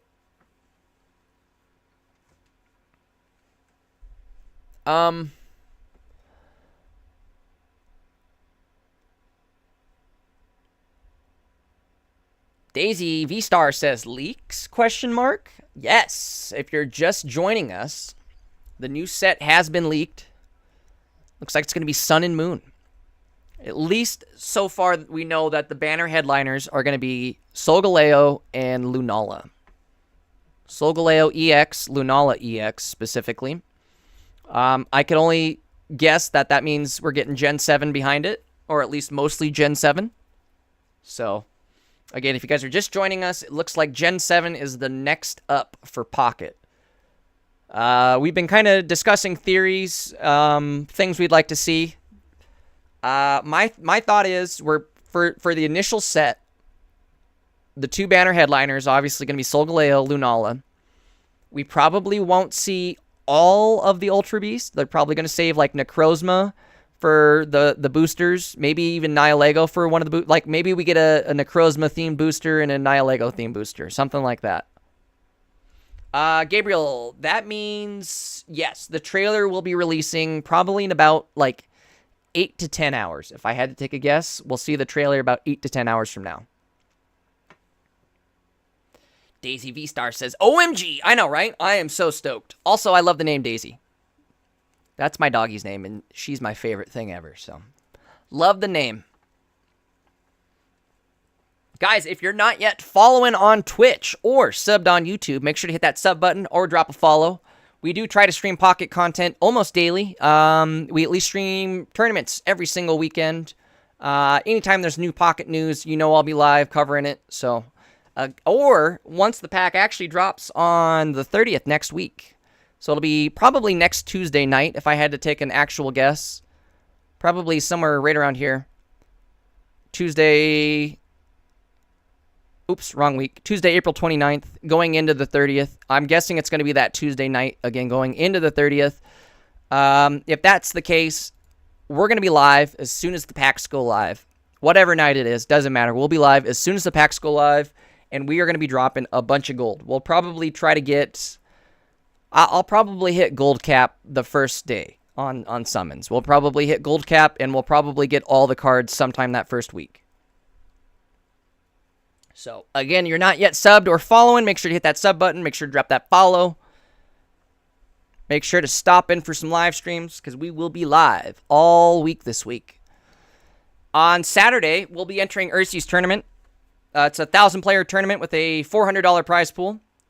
If you guys are interested in watching us, or even entering yourself, definitely suggest you do that. But drop on by this weekend for the live stream. During the tournament. Again, we'll be streaming our tournament entry, so make sure you drop in, say what's up. If the trailer does go live tomorrow morning, guys, we will be live probably either right after the trailer drops. We'll do another discussion just to see if we can go over the cards that were shown in the trailer once we have more information on more cards.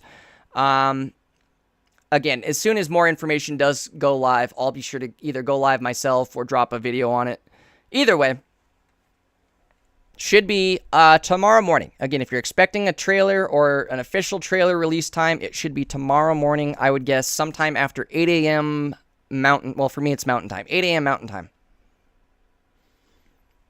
There was a ballin' also. I heard a ballin'. Every ballin' you hear is somebody subbing to the channel, so appreciate it. Thank you.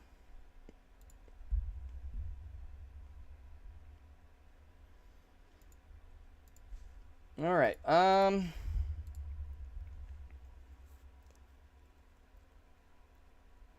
PJ says, if Turtonator gets an EX, I'm quitting the game.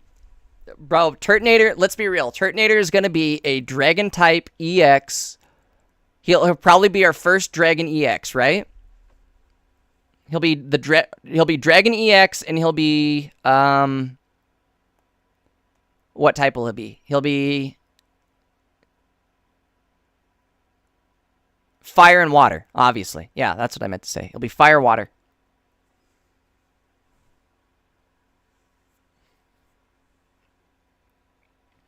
Rampage says, you know what? If I win that tourney, I'm going to ask for the $400 in Cheeto Puffs because I don't have a PayPal. Well, Rampage, if that doesn't work, just hit me up. We'll make some. We'll work a deal out. Maybe something like 60-40 cut, you know? I get 60, you get 40% of it. I'm just kidding. But if you ever did need help, you can just let me know, bud. Yes. PJ says, you get 75 hourglasses from Ultra Ball? Yes. You will get a bunch of rewards from Ranked. Let's see. Pocket, Ranked, rewards. Where are they at? Here we go. Let's go over the rewards. So, Ranked is resetting on the 27th. I guess we have 3 more days here until Ranked actually does reset. But it looks like whatever you ended, whatever your final rank is, you will get some free hourglass packs. Excuse me. If you manage to get Master Ball, you get 95 hourglass stones. Hitting Ultra Ball 1 will get you 75. Great Ball 1 will get you 50. I mean, you can get some pretty decent amount of free hour pack glasses or Hourglass packs doing this. That's actually a good thing that they have this incentive for running ranked, because that's an extra, I mean, on average 60 to 90 Hourglasses a month. Ekin says, where is the leak? You ready? You ready? There it is. Drumroll. The leak is, well, it's not official Gen 7, but it's official that it's going to be Solgaleo and Lunala. So if I had to take a guess, it's probably going to be Gen 7 behind it as well. But for sure, the two banner headliners are going to be Solgaleo and Lunala. Nithil says, Ultra Ball 1's the sweet spot for casuals. That's what I was thinking too. You should be able to get Ultra Ball 1, most people, as long as you can build a somewhat meta level deck. So, should be somewhat doable. But either way, I mean, that's, if you can even get to Great Ball 1, which I think you're still seeing AI bots up till Great Ball 1, you get 50 free ones. So, at bare minimum, you should be getting 60. If you put any effort, like, really, at this point, it's just effort. Anything into, like, Ultra Ball territory, it starts to be a little more skill. But I'd say up till probably mid-Great Ball, it's all just effort. If you can manage to get yourself on a win streak, you get through Great Ball really quick as well.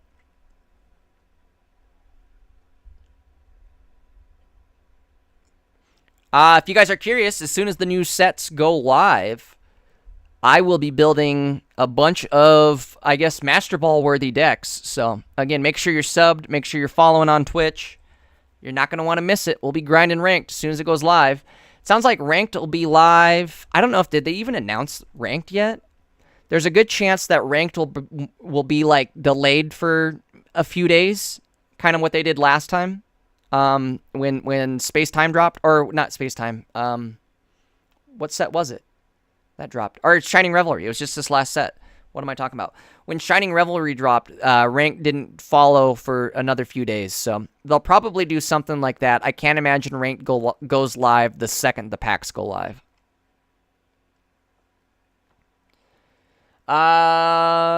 Gibran says, Lunala and Solgaleo are both stage 2s. I wonder if we're getting a rare candy. That was what my thought is. So let's maybe discuss potential items, right? What was, hold on, I'm gonna find this good, or let's see. Items. Pocket, TCG, upcoming cards. Where was that? There's a game, I think it was a games rant or a games radar. Pocket. Most wanted cards. Is that what it was? Well, this is going to piss me off.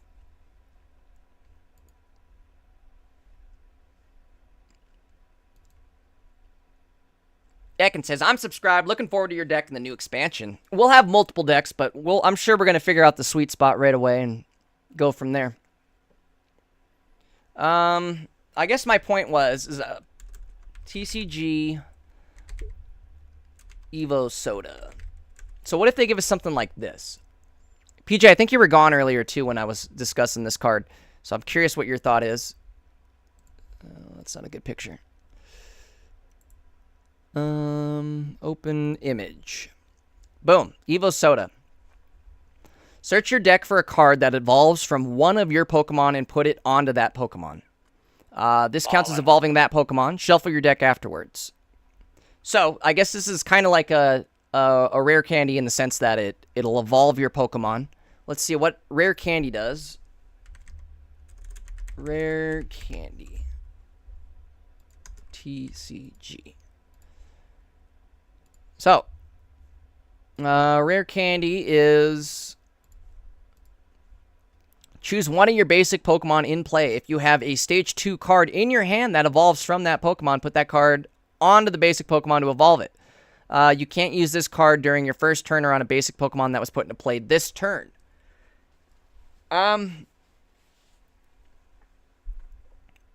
I guess Rare Candy probably the better item there, huh? I don't know. What's the wording on? Let me read the wording on this again. Search your deck for a card that evolves from one of your Pokemon and put it onto that Pokemon. This is good in the sense that it searches the deck. For Rare Candy, you have to have that evolution in your hand. So, like, Rare Candy works better with an Ultra Ball, but Evo Soda makes it so you evolve, you just can't attack, right? Thunzer says, so Rare Candy skip stage 1. Yes, and it'll put you from basic into stage 2, but you have to have the stage 2 in your hand. And you can't play it on a card that, like, you just put into play that turn. They have to sit there for a turn before you can evolve it. So I guess it's somewhat like normal evolution rules. You're not putting a card down and instantly evolving it into a Charizard. But again, that's normal evolution rules, so that's not bad at all. That's okay. I would take that, actually. But the Evo Soda, maybe this is better, right? Search your deck for a card that evolves from one of your Pokemon and put it onto that Pokemon. So that means I don't even have to have... All I need is the basic on the field. If the basic's on the board, I can play this item, shuffle your deck... it searches my deck, finds that Pokemon, and plays that Pokemon, puts it on top of it. So it'll evolve it that turn. The only thing is you can't do it first turn or... on a... So, again, normal evolution rules. This is definitely the better item. This almost seems like it'd be too good, though, for Pocket. Like, too overpowered. So I would guess we see something like Rare Candy, where you can evolve it, but you're gonna there's gonna be a stipulation of you have to have the card in your hand. With Rare Candy, though, that means you can build decks without having to have a stage 2 in there at all, right? Or would you still want to have a stage 2 just for, like, draw ability? Maybe not, though, right? How does that work? See, that's where Rare Candy gets to be not as good. If you really think about it. I mean, obviously it's not as good, but that's I don't know. I don't know how good Rare Candy is actually going to translate into once it makes it to the game. Because you got to think you're putting a card in your hand. If you get rid of the stage 2 card or the stage 1 card and just have it so that you only have basics in the stage 2, that could work, but at this point, what's the difference? You might as well just have the fucking stage 2 in your hand, right? There's no point in even playing this. Gabriel says this doesn't solve the energy issue. That's absolutely true. The energy crisis is still real. What they need to do, Gabriel, and I really hope that we see at least 1 or 2 cards that fit this criteria, is they need to keep adding cards that are like Giratina or like Magneton. Cards that you can put on any deck and they can self-build energy. They need to have one of those for every typing. And it needs to be something where it can self-build and you don't have to have your energy type be that type.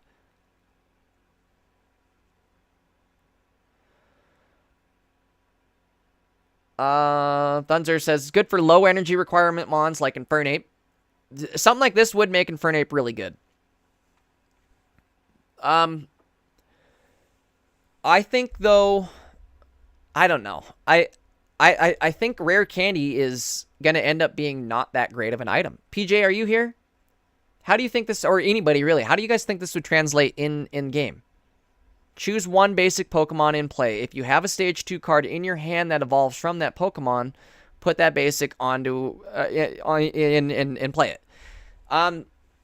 My thought is, you still have to run all 3 stages of the Pokemon. You have to run the basic, stage 1, and stage 2. You can't run Rare Candy and just immediately remove your stage 2, because that almost makes it worse than just having the stage 2 in your deck. That means you have to not only have the Rare Candy, but, for instance, Charizard in your hand to even make the play work. You have to have 2 cards to pull off the evolution. Whereas, at least with Charmander, Charmeleon, I can draw a Charmeleon one turn. I can draw a Charizard the next turn. You know, and I'm not just sitting as a Charmander for 3 turns until I draw Rare Candy and Charizard. So, to me, it seems like Rare Candy is not going to be good until they add Ultra Ball. And it's not going to be good. I don't know. I don't think it's going to be good at all. I think it's going to hurt you more than it's going to be good. The only way I see this being beneficial is if you're running, and again, since this is Pocket, the games play a little different. So, like, Gabriel just asked, too, do you think they're going to keep the 20-card limit forever? Yes. If they do anything to make a change to the card limit, they'll add, like, a new gameplay type. So, the 20-card limit will always be in effect, but they'll add... again, this is a big what-if scenario, but if they were to make a change, they would just add an additional gameplay type. They wouldn't change it. They wouldn't take away the 20 cards. So, again, I guess everybody's thoughts on this. If they were to add Rare Candy to the game, do you guys think this card would even be good, or would this be a hindrance?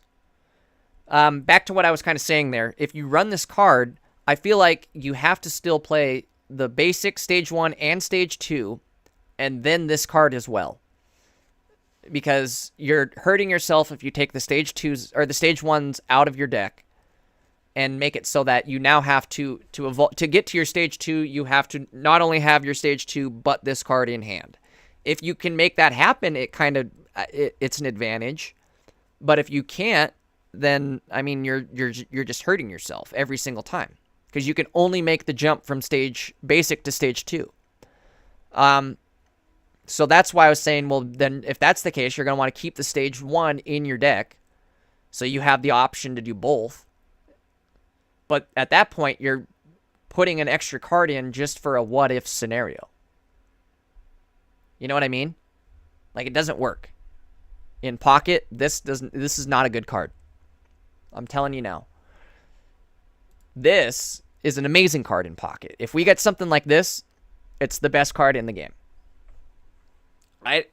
That's my fear, though, is this is too good of a card for them to add to Pocket, and this is too useless of a card that when they do add it, I don't give a shit. I'm still going to just do what I'm doing normally. Alessandro says, as a supporter? Yeah. What do you mean as a supporter? Like Sorry, PJ says, sorry, I've been watching, just playing a ranked match. Oh, it's all good, dude. PJ, did you hear what I was saying? What my theory was on Rare Candy being garbage? Because I think it's garbage.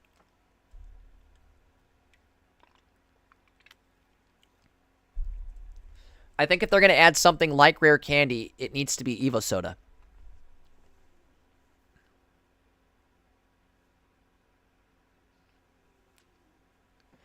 Rare Candy could add consistency to dual Stage 2 decks. Ooh. I didn't think about that.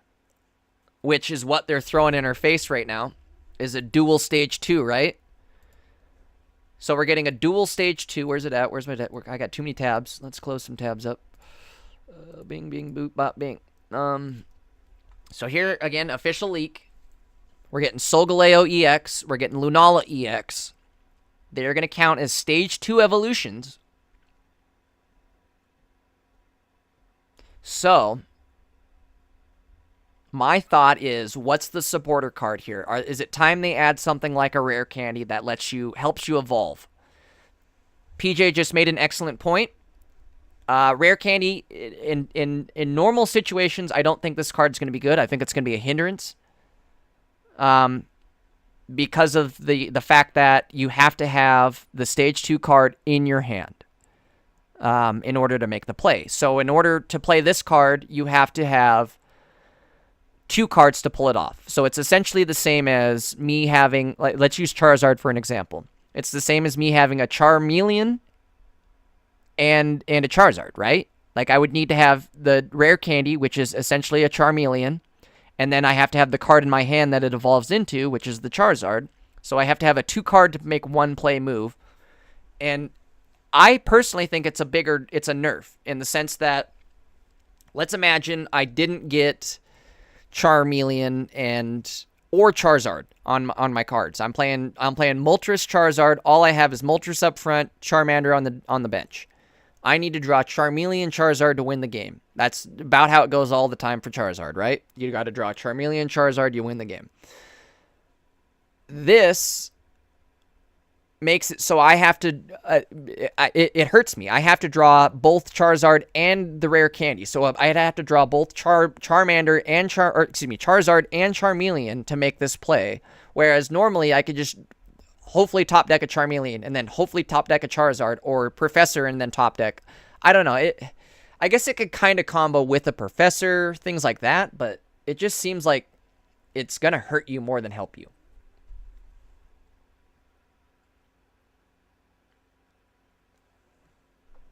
CPU Rewrite says, to me, the problem is that middle stages are useless. If they were less bad or less all in on the final stage, bricking won't feel terrible.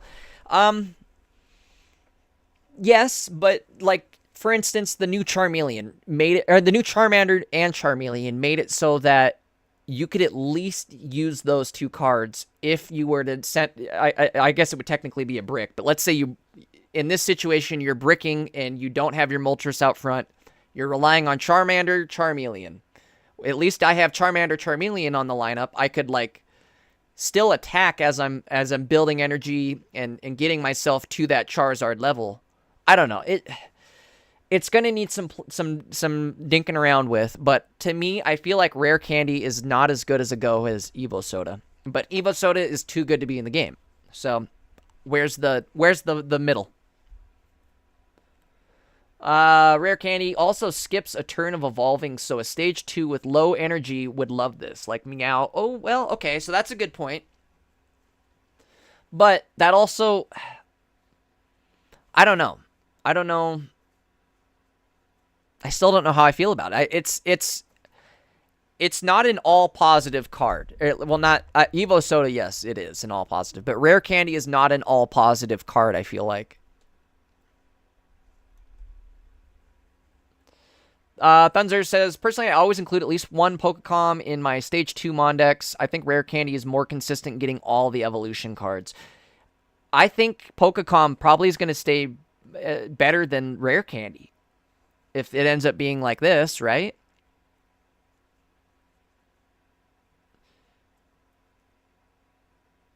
You can Rare Candy the same turn you put the basic. Does it say that? You can't use this card during your first turn or on a basic Pokemon that was put into play this turn.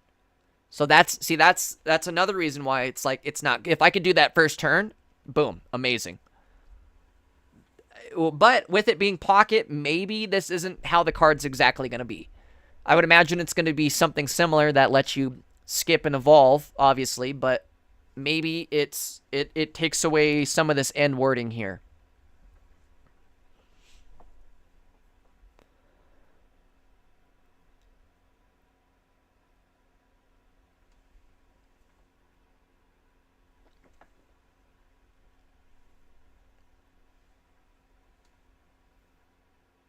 I guess, okay, wait.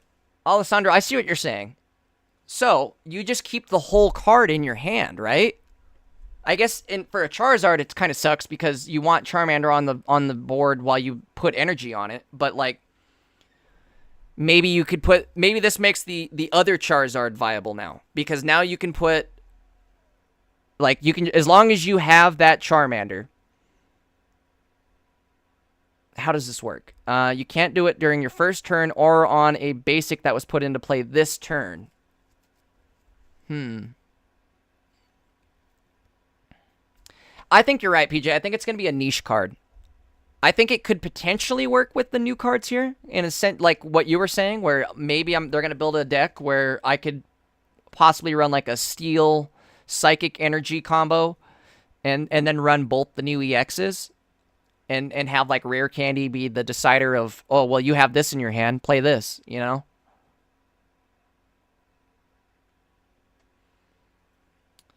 PJ says, yeah, Rare Candy makes the new Charizard way better. Going first would be cracked. Absolutely.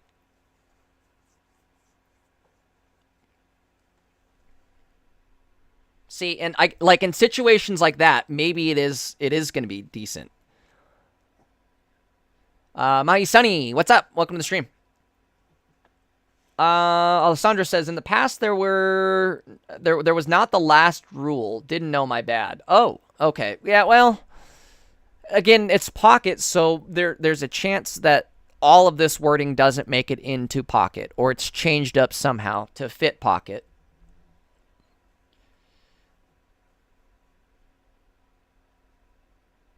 As much as I like Evo decks, I think Rare Candy limits design space for cards like Beedrill EX and similar effects to be printed in the future. It's such a... I don't know. Zero, this isn't for sure. This isn't for sure. Sorry, dude. We are just... We're theory crafting here. And I don't know if you saw the leak, but here are the 2 new cards confirmed. This is going to be the potentially the new generation is Gen 7. But for sure, it's going to be Solgaleo EX and Lunala EX as the 2 banner headliners. We're theory crafting here because these are Stage 2 Pokemon. So they're going to have to evolve to get there. But in order to get there, they've got a Rare Candy. Or not Rare Candy. Well, excuse me. We were theory crafting what cards would work, and Rare Candy came up as well as Evo Soda. I think Evo Soda is too good to be in Pocket. But I think Rare Candy, I don't know if it would be helpful for these guys or not. In the sense that you could run two Cosmog, 2 Cosmoem, and then run 1 of each of these. And then it just increases your drawability of, oh, hey, I can evolve right into 1 of these 2. You know what I mean? Or 3. I don't know. We'll have to see how it works. It's not even a for sure thing, but we're just theory crafting ways or something that they're going to add. My thought is, since they're adding 2 EX Pokemon that are Stage 2 Pokemon, they're going to give us some sort of supporter that helps you get to a Stage 2 faster. The question is how. So I don't know if it's going to be Rare Candy or, like, again, Evo Soda would be my ideal option, but that seems too good.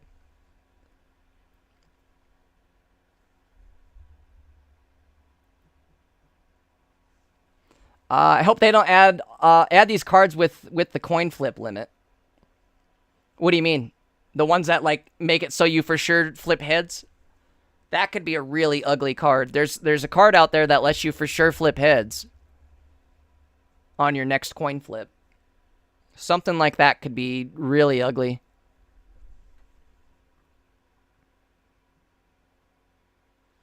If you think about that, imagine you have that combined with Misty. You're for sure getting, like you'd have to play that coin flip card the turn before, and then the following turn you play a Misty, because they're both support cards, so you can only play 1 a turn. You play the guaranteed head coin flip, the following turn you play Misty, and you're guaranteed to get at least 1 energy on your Gyarados or your Palkia. Like, that to me would be more cracked than Giratina.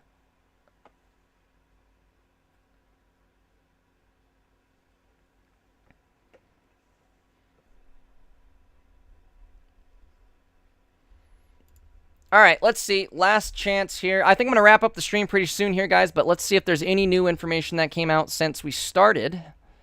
I don't think so. I think we're waiting until morning. If you guys weren't here for that, I do believe that they're going to drop the official trailer tomorrow morning around 8 a.m. Well, 8 a.m. my time, which is Mountain Time. So probably within the next 7 to 10 hours, I would say we see a trailer. Code says, considering how much they still have to add, I wouldn't be surprised if the candies do come into play. We will see insane power creeping, but in the fun part. But the fun part is that a lot of the games rely on RNG and skill. I think you're right, Code. We probably are going to start seeing some, like, power creep in the sense that it's like, it's not like a single card. It's not going to be like a Giratina that oh, this Pokemon is so good, it makes all other Pokemon obsolete. I think we're going to start seeing power creep in the sense that we see cards like Rare Candy where, ooh, this makes every other card that we've gotten up to this point viable, even more so. You know what I mean? Like, it just opens up that many more possibilities as opposed to them just adding a Pokemon that hits harder or has more health. That kind of narrows our meta game potential. So, just something to to consider, I suppose, when we're going through all this and in theory crafting. Another thing, too, guys, like I said, we'll probably see a trailer within the next 10 hours, an official trailer. I would imagine we see more than just the 2 cards announced, and probably see more information than just the names of the 2 cards. So, as soon as the trailer does go live, I'll be sure to go live and cover it again, or make a video on it, probably both. But either way, make sure, again, you guys are subbed for that. Make sure you guys drop in if you do see me go live. Hit that bell icon so you know when we do go live.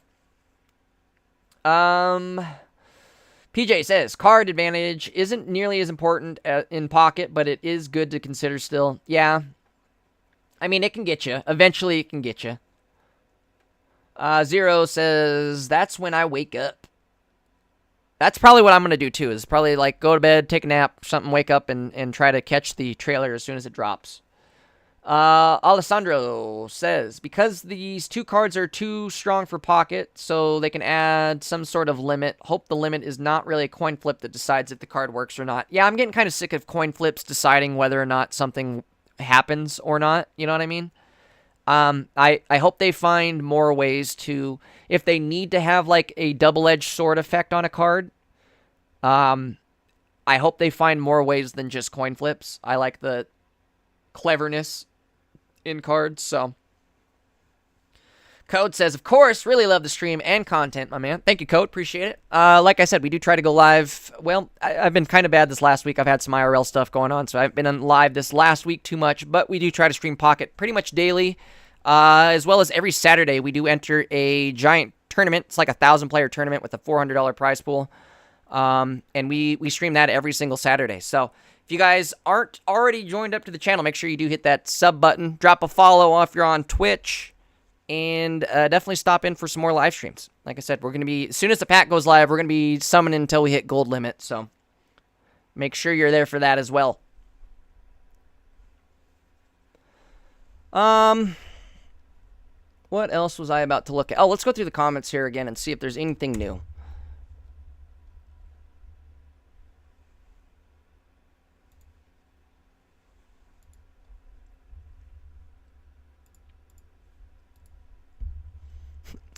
One comment saying, Gen 2 and 3, boys, we are in shambles. Oof. You know what? Speaking of, did you guys hit that poll down below? We got a poll. If you guys haven't voted yet, go down below, hit that poll. I'm curious, are you guys excited for the Sun and Moon announcement? Did you guys want to see Paldea? Did you guys want to see Gen 3? What were you guys wanting?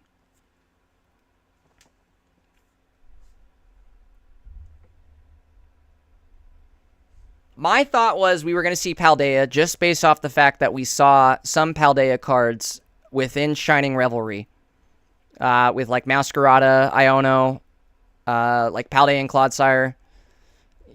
I thought that's where we were headed, but I guess I was wrong. And another one too, why did they give us that Cyclizar out of nowhere? Kind of a weird one. Hey, is that a follow? I think that's a follow.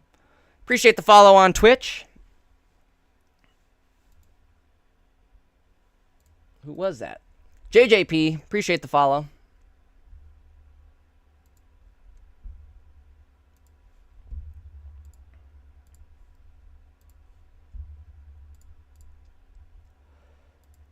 Code says, what other games do you enjoy other than Pocket? I really like Monster Hunter Wilds. Been putting a lot of time into that one as well. That's another one you'll see on the channel every now and then. We'll try and stream some Wilds content too. I guess going forward, if there's anything new major going, I mean, obviously we'll try to play anything major that drops, but we'll have to see. Especially Pokemon content. Once, like, Legends ZA drops, we'll definitely play that. Sounds like at this point we're going to be playing on Switch 1, though. Did anybody get lucky with the Switch pre-orders today?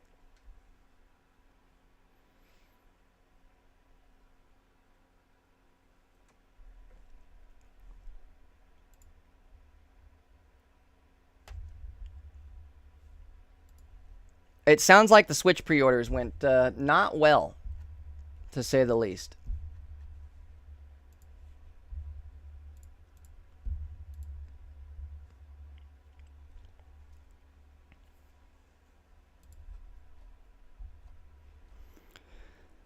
All right, let me see. We're going to scroll through the comments here.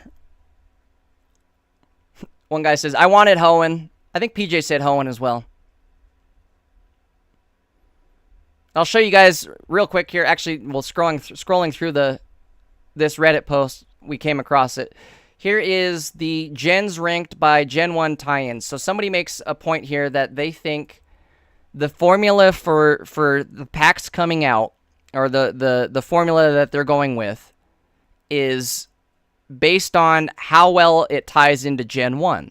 So Gen 4 had tons of new evolutions for Gen 1 Pokemon. That's why they went Gen 4 first. Gen 7 being Sun and Moon. They've got the 18 Alolan forms, all based on Gen 1. Gen 6, X and Y. That's where Mega Evolutions come in.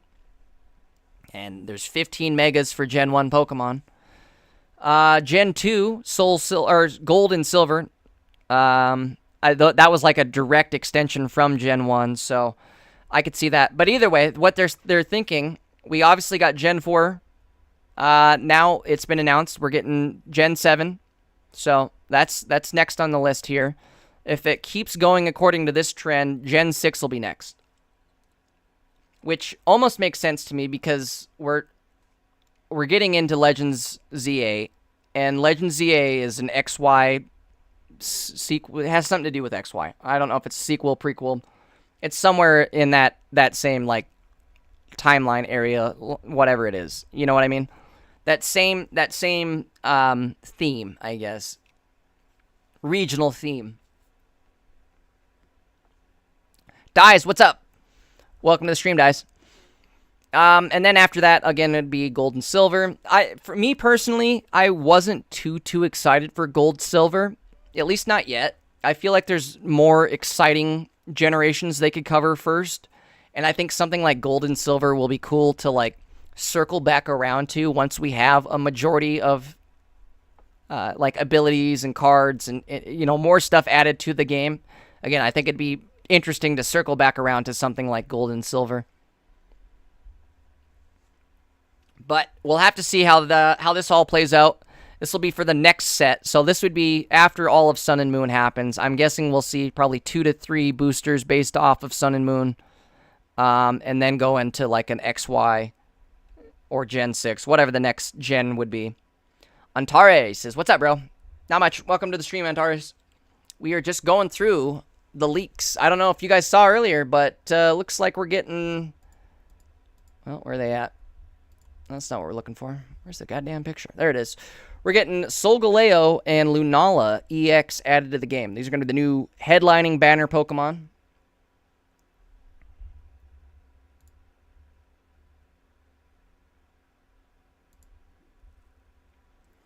Thunzer says, I kind of want to see Unova. I don't know. I just given everything else that they have, like Unova might be another one that's like silver and gold, where it'd be more fun to see that after we get things like Mega Evolution or stadiums, or add more stuff to the game, and then give me gold and silver, black and white. I feel like those two would thrive better later on.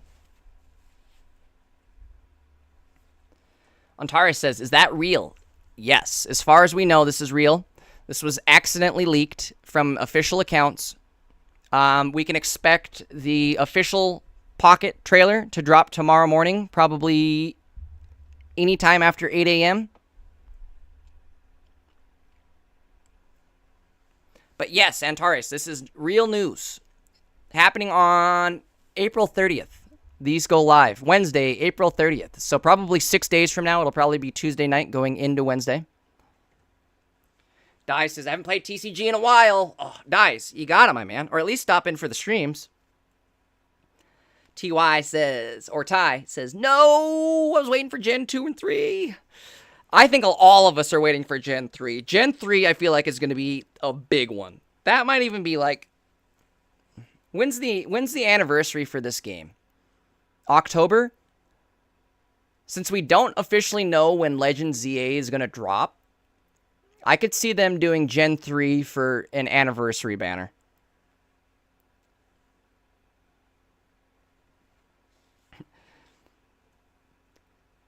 Design says, "Is it ever accidental?" I don't know who's in charge of these social media accounts, but they got some itchy fingers, huh? Or some clicky fingers. Because this is what every single banner been spoiled or leaked somehow.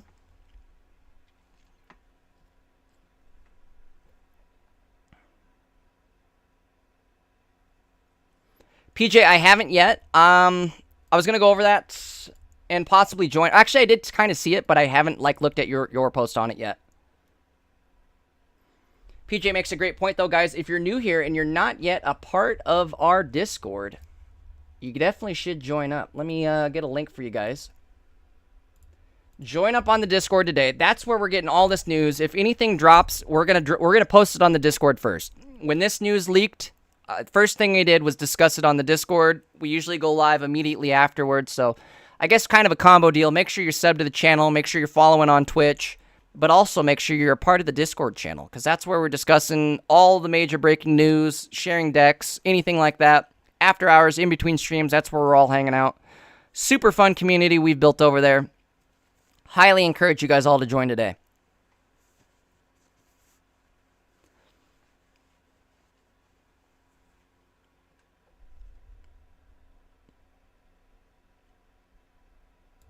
But again, for this, guys, I think we'll see the official trailer probably 8 to 10 hours from now, somewhere around there. We got this news because they accidentally like tweeted something out that was it probably was supposed to be like a scheduled tweet.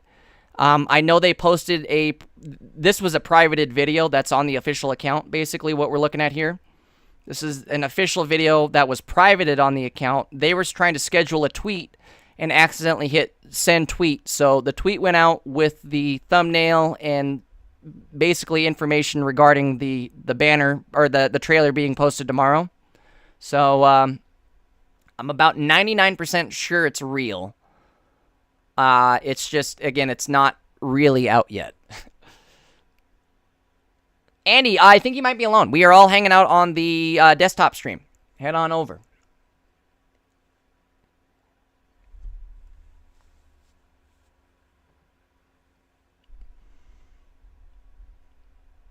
All right. Let's go back through here. Somebody says we'll get Gen 6 later this year because there's a perfect time for it. The release of ZA with the return of Megas. That would make sense to put ZA alongside, or XY alongside ZA, but then that means I want to see Gen 3 before we see Gen 6, right? Because we want Groudon, Kyogre, and Rayquaza out before they add Mega Evolutions. We definitely want Mega Ray. Mega Ray will be insane-o. Can you imagine that? Shiny Mega Rayquaza? Like a shiny Gold Crown Mega Rayquaza. Is that even going to be a thing? It probably will be. If we're being real, that's probably going to be like the first shiny Gold Crown.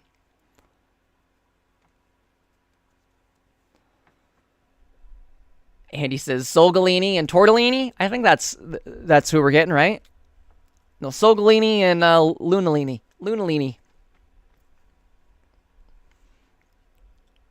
I think they're avoiding Pokemons that will be forced to be the center of attention in a later time because of the main games. So we will most likely not see Gen 2, 3, 5, and 6 because of Mega ZA. Again, my thought is we get Gen 3 first, Gen 6 afterwards. Give me Mega Ray, Primal Growl, and Primal Kyogre.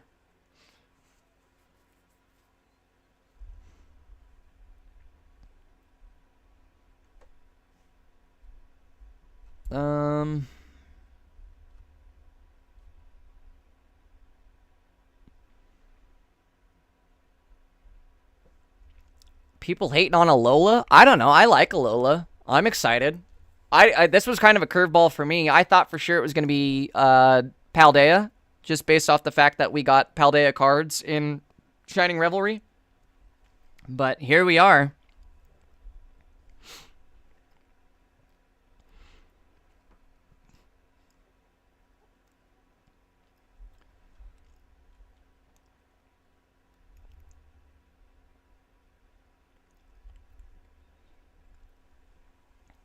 Andy says, Duskmane's going to look so cool. Oh, dude, I hope. Okay, so my thought, we're probably not getting Duskmane right off rip, right? We'll probably get Necrozma for one of the boosters. And hopefully see some sort of Duskmane spin or play on that in one of those boosters.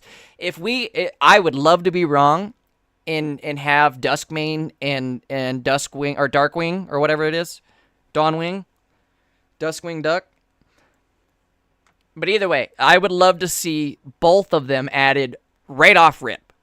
Let me get them right off rip. There's a chance because of how gacha rules work, where they are not allowed to have transforming units on multiple different banners. Like, you can't have part 1 of a transforming unit on one banner and then release another banner with part 2 of a transforming unit later on or on a different banner separately.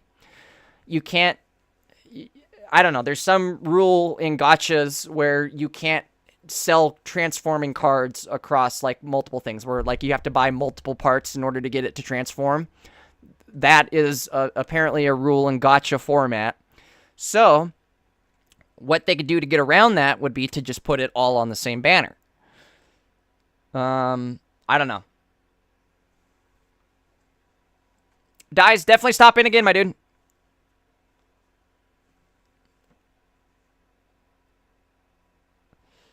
Antares, it is definitely real news. Where's one of the posts? Basically, this came from the official Twitter account. And again, it was a scheduled tweet off of a video that's posted from the official, like tomorrow's trailer. They were going to try to tweet about it, and I think it was supposed to be a scheduled tweet. They accidentally tweeted it out. It's obviously a now deleted tweet, but they tweeted it out to a privated video, and the privated video is the trailer. So it's the video they linked in this tweet originally is legit, and it goes back to the official privated Japanese account video. So it is, like I said, about 99.9% sure it's real.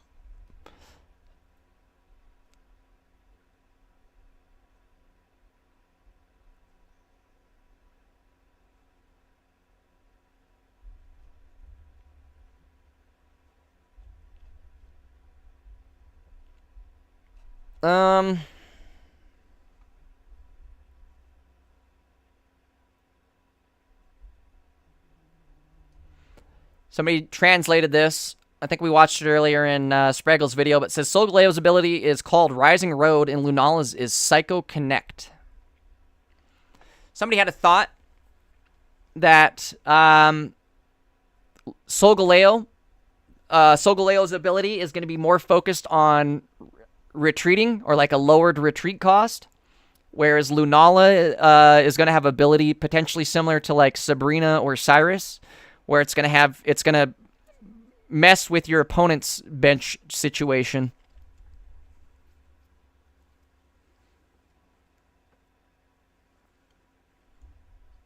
Could be interesting. If that's the case, I think I like Lunala a little bit more, just based off seeing that. But I mean, I could be wrong.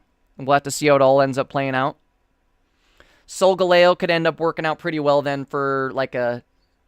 Again, you could throw a Giratina on there too, or something stupid, and have him retreat back into Giratina, and there you go. Wham, bam, thank you, ma'am.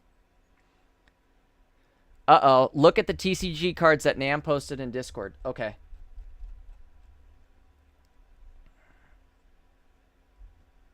Ooh. Ooh. Oh my gosh. Oh my gosh. Oh my gosh. These could be really good.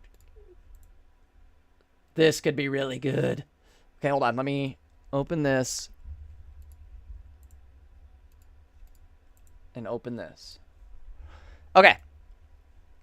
So, not saying these are the cards, obviously, but if they follow suit of what this is, which, based off the ability, this may be the blueprint for the cards we're going to see tomorrow. Ultra Road. Once during your turn, before you attack, you may switch your active Pokemon with one of your benched. Wow.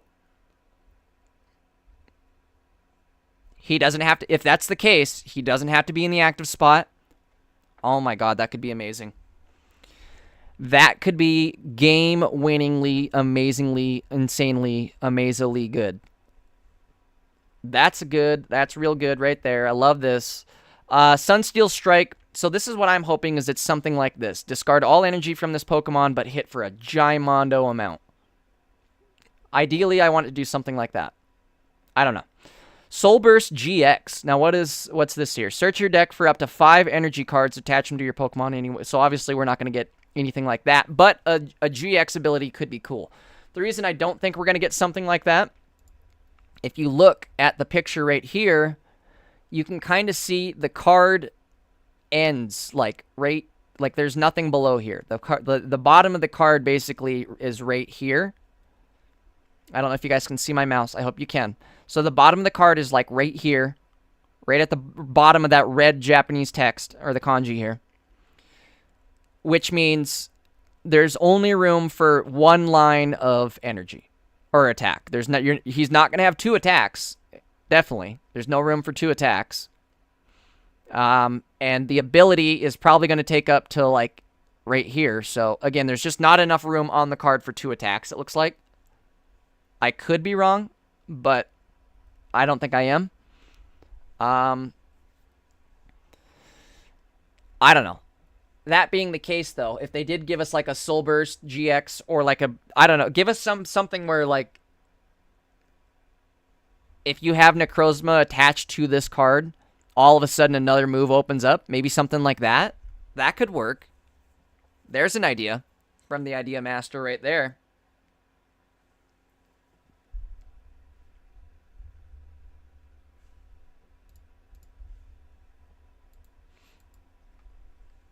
PJ says, GX moves are insanely powerful and you can only use 1 per game. Ooh, that would be really cool, though, if they did give us, like, a GX move.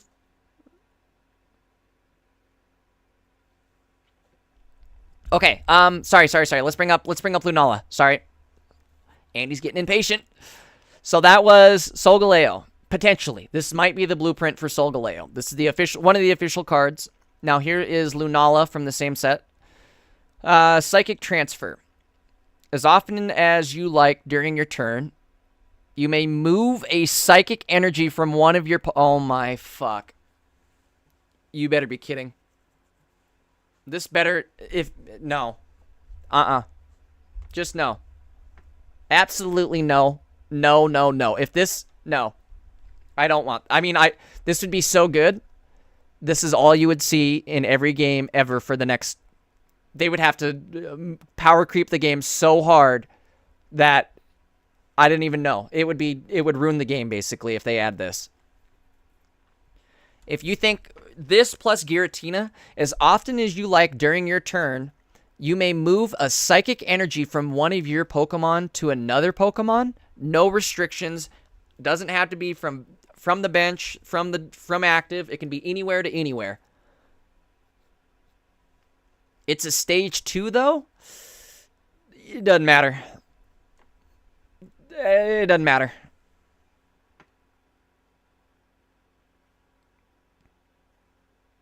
That would make it so that you could always get...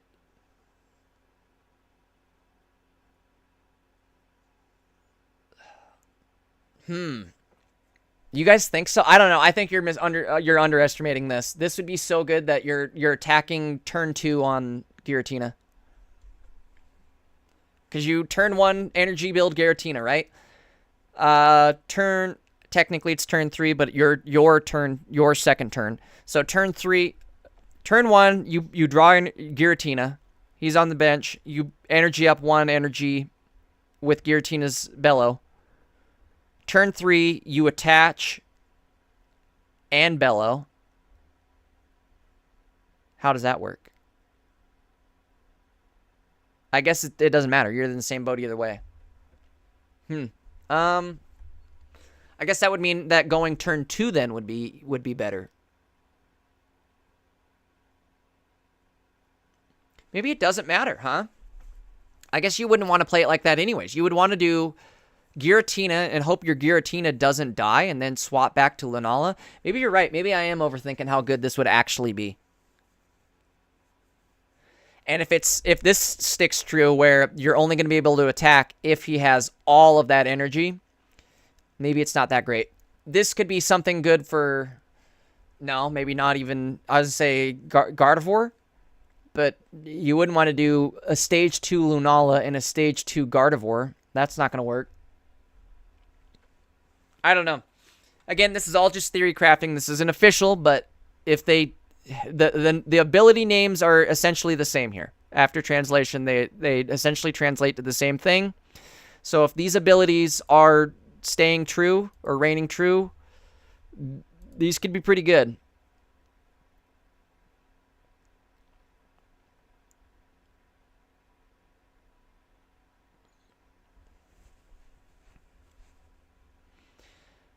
And he says the half-translated text shows Rising Road for Solgaleo, which Ultra Road, Rising Road. I would imagine that's just a translation difference. The translation we're seeing, or the one that you're reading on the leak, that's probably not going to be the official wording. It's probably going to end up being something more like this, like Ultra Road, because Rising Road just doesn't really make sense in English. You know what I mean? I mean, Ultra Road really doesn't either, but it makes a little more sense than a Rising Road.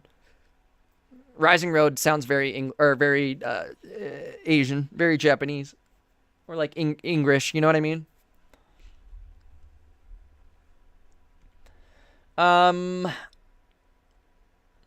PJ says could be good with Psychic Baby Giratina as a wall. There we go. There's our Psychic Giratina deck.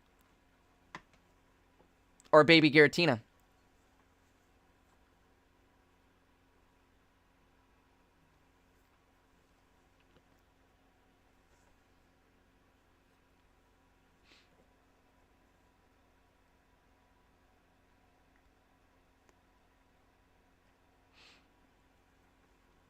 Yeah, PJ, I don't know how that's going to work exactly, but I feel like it could be very overpowered with Giratina. And like the right setup, I think it's going to work out pretty well. It does look like this doesn't hit very hard, though. So I would imagine this hits for 100 or probably 100 damage. If after the pocket conversion, I could see it doing 4 energy for 100 damage. Right? Or, no, I guess it would be... What's Giratina hit for? Maybe 4 energy for 120? Eevee Playa says 230 is insane. I think... So these are the actual TCG values. Like 250 HP is way too high and 230 damage is way too high. This would be 180. So this would be scaled back to 180. That's a 70 HP difference. So let's scale this back 70. 150. This makes more sense at like 150, if we're being real. That Pikachu is the same thing. Discard all energy and it hits for 150.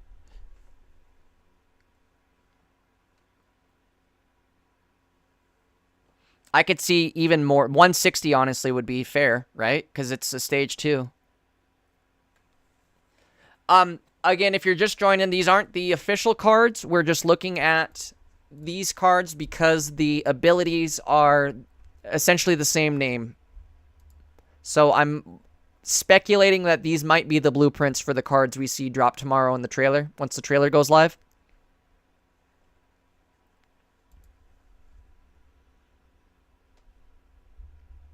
Ultra Road. So, what we're looking at, again, let's go through the abilities one more time. Solgaleo ability. This is if they take the blueprint from the actual TCG, or this actual TCG card. But it's looking like they're the same name, and in the past, they have done very similar, like, blueprint copies, essentially, from TCG into Pocket. But either way, so this would be something similar to this, where once during your turn before you attack, you may switch your active with one of your benched. Okay. Lunala is as often as you like during your turn before your attack. You may move a psychic energy from one Pokemon to another. Ice Cube says maybe 180 HP. It's for sure 180 HP. We know that much. Where's my pictures? God damn it. I've got way too many pictures up. Sorry guys, let me get back to the actual. Sorry. Way too many tabs. 180 HP is confirmed. So we know it's 180 HP. So that was my thought of you take the difference. 250 to 180 is 70 HP. I would suspect this gets pulled back around 70, around there. 70 damage.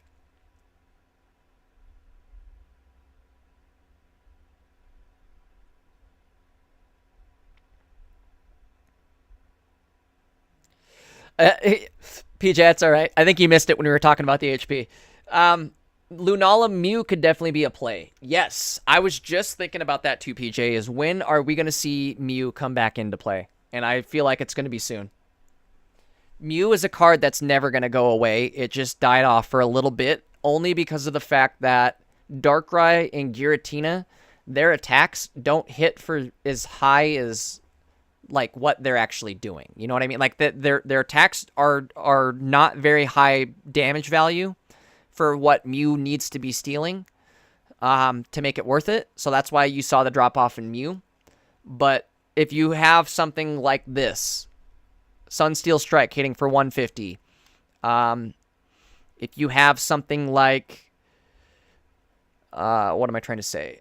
Even Giratina, actually. Mew becomes viable with Giratina because you can now hit Giratina on their end and kill him with your Mew. After based off the damage. You put him at 130 or you take his 150 health, you do 130 to him by stealing his move with Mew. That leaves him at 20 health, so he's either not attacking you, or if he did attack you, he's dead, right? Andy says, Necrozma's a psychic type. I'm wondering if they're going to do... Is he psychic all around? They won't make him darkness, or maybe colorless? I could see colorless.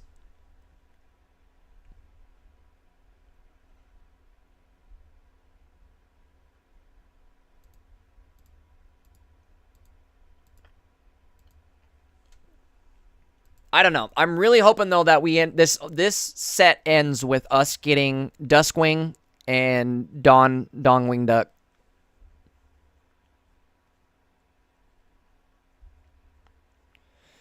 Andy says, too bad Solgaleo Steel. The only thing I'm okay with, the fact that he is Steel, is he'll pair with Dialga. So he has an energy builder. You know what I mean? The shitty thing, though, is, well, no, not necessarily. Think about it this way. You have Dialga out there, right? If this hits for 150, it's a better option than... I mean, even if it doesn't, it's pretty much a better option than Arceus. I don't know. This is going to be interesting to see how this all ends up playing out. Again, we're really going off of no information other than the health pools of the cards. Tomorrow morning, once the trailer drops, again, trailer's dropping probably about 7 to 10 hours from now, we'll know more about what's actually going to be in there. We will probably know more about the abilities and the moves that these two frontliner cards will have, but we'll at least know a few more cards so we can theory craft a little bit deeper than what we're doing right now.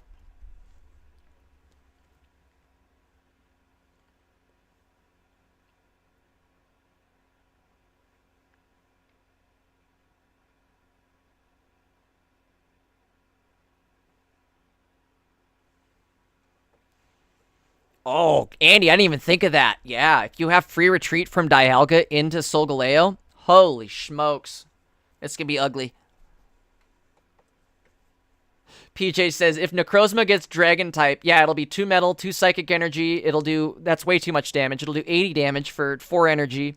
Heal all your opponent's Pokemon to full health before you even use the move. And then it discards all your energy after you use it. And puts the card in the graveyard. I could see something like that, right? Because that's usually what they do to Dragon-type monsters. That's the joke there, is Dragon-type gets screwed over. If this ends up being the case, Solgaleo and Dialga they're coming back. Well, Solgaleo never went anywhere, but Dialga's coming back.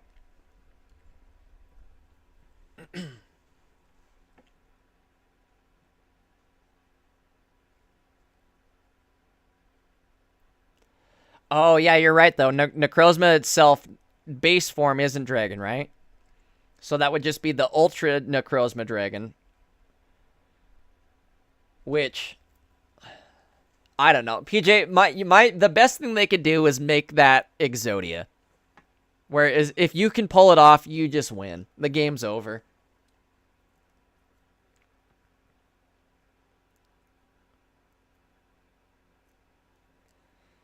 Take all the energy from your side of the field and attach it randomly to your opponent's Pokemon. Yeah, you flip coins just so that way it only ends up ever screwing me over. That's the problem with coin flip mechanics, is I feel like I'm the only one who ever sees, like, the negative side of coin flips consistently. I mean, obviously it's all in my head, but it feels like that, right? Dystopian Anxiety says, really, the GX? I don't know. This is us just comparing it with the actual GX card in live. The reason I'm comparing it to this is based off of the names of the abilities. So the ability in live, it's Ultra Road and Psychic Transfer. According to the leaks that we got right here, this is Rising Road and Psychic Connect, which I believe is just a translation issue, and it's actually going to be Ultra Road and Psychic Transfer. Basically, they're similar meanings to both of those. Just, again, it's like a weird Japanese to English translation mismatch. But I do feel like we may see these GX cards end up being the blueprint for what we can expect tomorrow. That's why we were looking these guys up, just to see what abilities they had and what their move looked like, or their move pool looked like. So, the live version of Solgaleo, again, is you may, once during your turn, you may switch your active with one of your bench, completely free. Doesn't matter how much of the retreat is, any of that. The attack is discard all energy from this Pokemon and hit for, again, these are not pocket values. So 250 HP is not right, and 230 damage is not right. If we look at the actual leak, the card has 100, both of them have 180 HP. So that's a 70 HP difference. If we take that difference and apply it to this damage here, that would put this back down to like 160, 150 area. And that would make sense, right? Like the current Pikachu discards all its energy and it hits for 150. So I could see it being something similar.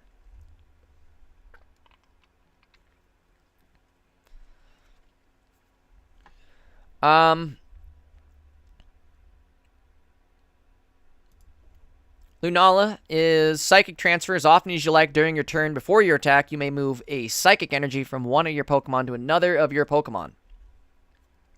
So this could pair up very well with Giratina. This is going to pair up very well with Dialga, I feel like.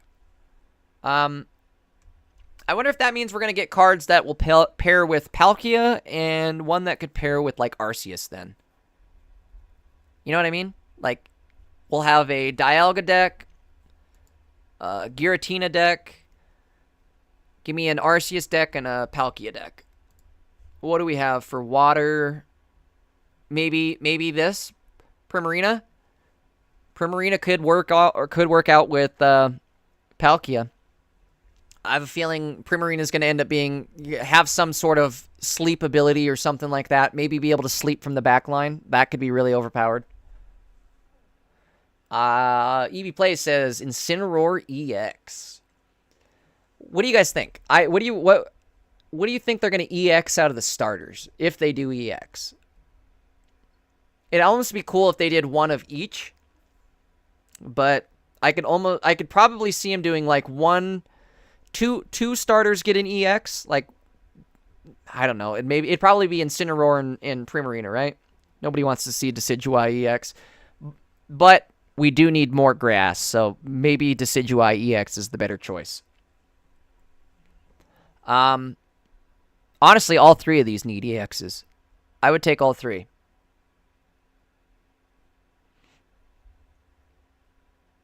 Ice Cube says the fire one. Based off looks, I agree. I like Incineroar. But Decidueye is probably, like, as far as being the most useful in Pocket right now, things that we need the most in Pocket, my vote's on Decidueye. Afterwards, for me, unfortunately, the list goes Decidueye top, Primarina second, and then Incineroar in third. Just based off of how much I want him to come to Pocket. Or, well, how much I want him to be good when they come to Pocket. And that's just based off the fact that we have already pretty good fire setup. We have pretty good water setup too. I feel like grass is definitely lacking out of those three. Eevee, we have, my thought is we have Charizard EX, and then we have Incineroar EX, right? So that's why I was thinking they might not do another fire starter. I guess that's one thing that we could make note of, though, right? So they gave us Incineroar EX last time, right? What if that means we get a... It's probably going to be the water and grass starters then that are EXs if they do it that way. Because I don't think they had an EX grass or an EX water starter at all. Unless I'm brain farting and just not thinking of one. So, just based off of, like, game balancing, I feel like Decidueye and Primarina have the best chances of getting EX'd for the starters. Which kind of sucks, because that means Incineroar is... He's probably not going to be good. Let's be real. And, well, I don't know. Maybe I'm talking out my ass, because look how good Masquerada ended up being.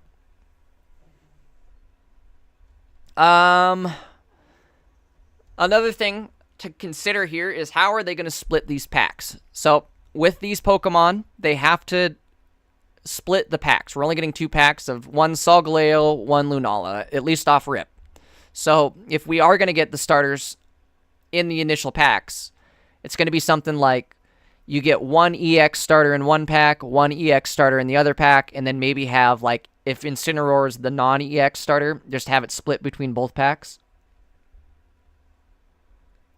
JJP says, what are they going to with the tapes and Ultra Beast? What are they going to do with them? Or the Tapus. Oh, I'm sorry. What are they going to do with the Tapus and the Ultra Beast? I'm thinking the Tapus, they're part of the initial launch. I would imagine we could see something like 2 Tapus on each banner, considering there's 4 of them. There's going to be 2 banners. Give us 2 Tapus on each banner. Nice even split. And then for the Ultra Beast, I could see the Ultra Beast being split up amongst, like, the booster banners. Maybe have, like, a couple be part, like, Celesteela would probably be part of the first round, since it's a steel type, and that would probably go support with Solgaleo, right? So we'll say Celesteela is one of the Ultra Beasts that's released on launch here. What was the other one that we were thinking of? For Lunala, maybe give us, like, even a Nihilego. That could maybe be cool. You know what I mean? Like, it'd be one Ultra Beast support for each one of these banners. Maybe something like that. That's just my thought. And then probably split up the rest of the Ultra Beasts throughout the other booster packs. I think Necrozma is probably going to be headlining its own.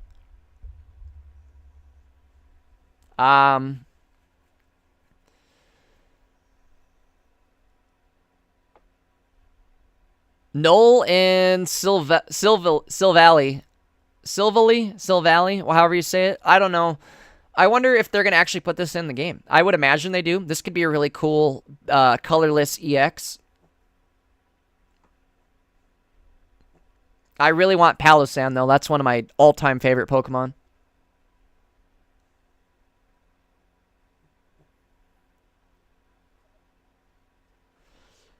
Blacephalon for Lunala? That could work, too. I don't know. See, and that's the thing, is I don't know exactly what typings these are all going to get.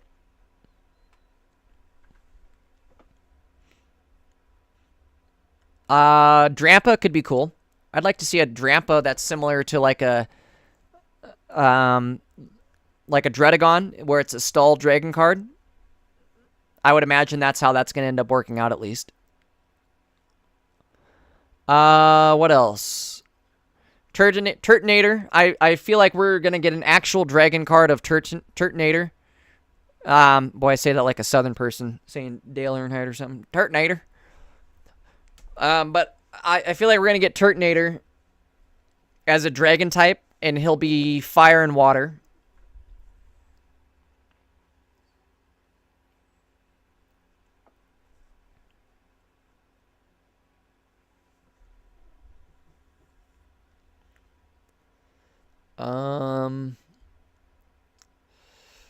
Oranguru and Passimian, they might act as like a... As what? I would say... I wonder if they're going to be grass. Probably not. Probably fighting, huh? Maybe like a fighting type that's similar to...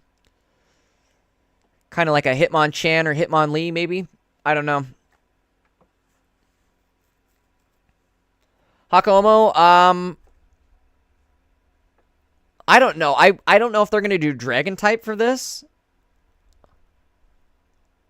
I kind of hope they do a dragon type for Como. Like, what if they did like something similar to Dragonite, right? Considering he's essentially a Dragonite clone. Maybe we could do something similar where he's dragon type, you build him, and he has some crazy attack that I don't know how it would work. I don't want just a direct ripoff from Dragonite. Although that could be kind of cool too, is even just give us a direct Dragonite ripoff just with different energy on it, so you can run it with other cards. You know what I mean? Like, it'd be Dragonite possibilities for other energy types. Fighting and... I don't know. I wouldn't want to do water if that's the case. Maybe steel? Fighting steel? That'd be nuts.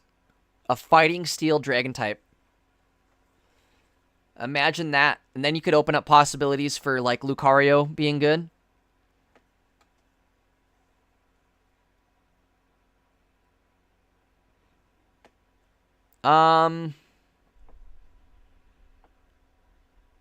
What else do we got? And these are just the Gen 7 ones, too. I'm sure we're going to see something outside of this. We already have Meltan, Melmetal. We could see variants. We could see... There's a Alolan Raichu. I'm almost positive we're going to see an Alolan Raichu, right? They love Pikachu Raichu. Alolan Sandshrew, I hope they add that as well. Do we have... We have Sandshrew, huh? We already have Sandshrew, and Sandslash sucks. At least the fighting one. The OG fighting one sucks. I wonder how that would work. If we do get Sandshrew, Alolan Sandshrew, I would imagine we end up getting a new promo card that ends up being like a steel type one. Kind of like what they did for... what card am I thinking of? Magnemite? I think they did something similar to that. Alolan Meowth and Persian. I didn't even think of that. Damn. That's a great point. How come they're not on this list? Alolan Meowth and Persian. That's gonna be a wild one.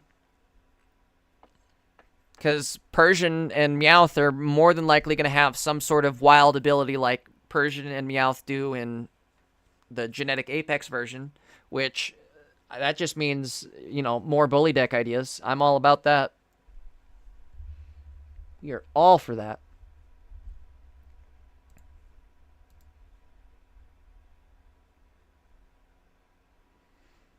Guys, I'm going to take a quick 2-minute break, and I'll be right back.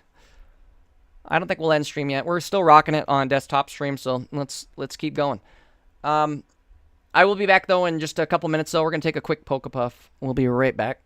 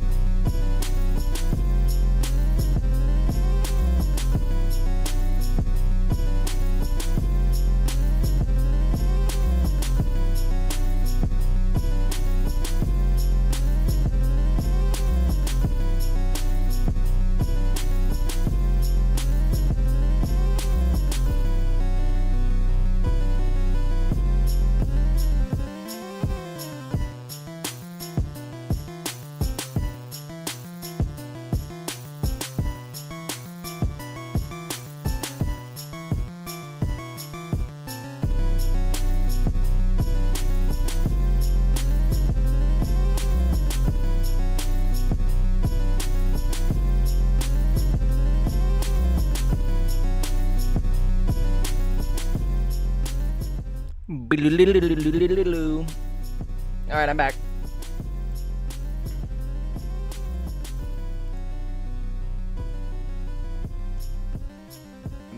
I'm back. Alright, let's turn this down. We can keep the music going in the background for a bit, huh? Turn it down a little bit.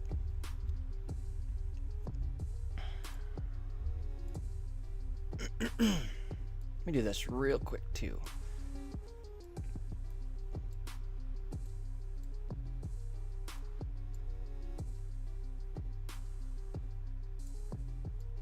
And I don't like that. There we go. Perfect.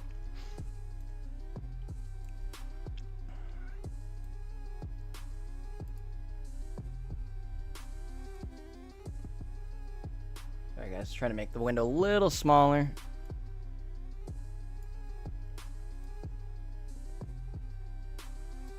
Realized I didn't have everybody on the screen for us. Alright, boom, there we go. So is everybody in Gen 7. We were talking earlier, I guess, on the subject of how they are going to potentially put Pokemon in the packs. We know that Solgaleo is going to headline one banner and Lunala is going to headline the other. That would mean they're going to need to do like an even split on how they decide to split the rest of the Gen 7 over these banners. We have 4 Tapu Pokemon. The Tapu, Koko, Lele, Bulu, and Finny, I believe, right?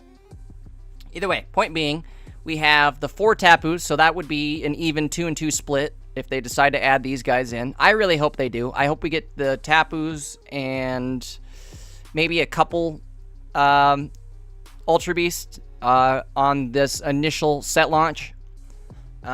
It'll be interesting to see how many EX Pokemon we end up actually getting out of all of this. I don't know. I mean, the last set, Shining Revelry, gave us what, 9? Is that what it was? 9 EX? Andy says, once during your turn, flip a coin. If heads, shuffle your opponent's hand into their deck. Alolan Persian, Bully Theorem. Ooh, I like that. I mean, I don't know. Ooh. I don't know if it could be the whole hand. Because doesn't a regular Persian just... Or no, regular Persian discards the card, doesn't it? It straight up discards it. So a redraw maybe could do something like that. Oricorio, I wonder if we're going to get like variants of him or how that's going to work.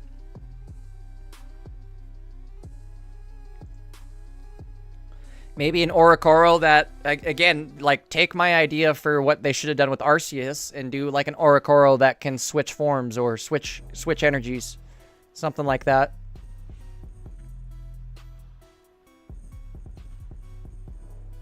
Like, once during a match, you can switch it into X whatever. What am I trying to say? You could switch them into, like, X typing. But then you can't switch them back throughout the rest of the match. So, that's the trade-off. Andy says, supporters? I'm almost positive we're going to get a Professor Cuck. JJP says, will there be another evolution? We didn't get any Eevee last time, which is kind of surprising. There was no Eevee added to the set. I feel like if they do add an evolution, they're going to have to add yet another Eevee to the set.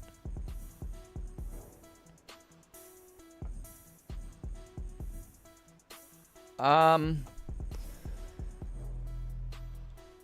thought was with, like, Como here, is make him fighting and steel. If you did that, he could be viable on, like, with Solgaleo. He could be viable with, like, Lucario. We'll have to see. Or maybe even he could be viable with, well, maybe not. I don't know. Oh, I was going to say like a really big heavy-hitting rock-type Pokemon. I don't know. My thought, though, is Drampa. I hope we get a Drampa. And I hope it's like a Dredagon in the sense that it's just like another really good, annoying stall card. You know, Dredagon, you take damage. Maybe Drampa heals damage every turn or something like that. That might be OP, huh? That could be a really good... Imagine that. Drampa just heals 20 damage every turn. So he makes Darkrai obsolete, right? That could be good.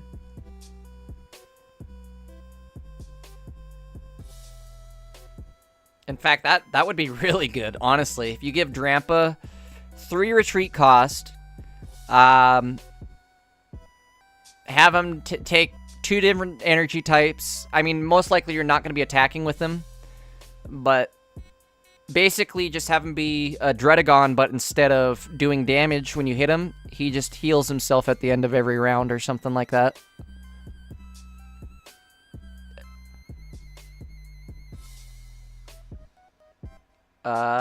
D-Bro1905 says the healer's call is comfy. You think on Drampa that'd be a good idea? I think that's a good one, or a good one, right? Again, that would be an answer to the current Darkrai meta as well.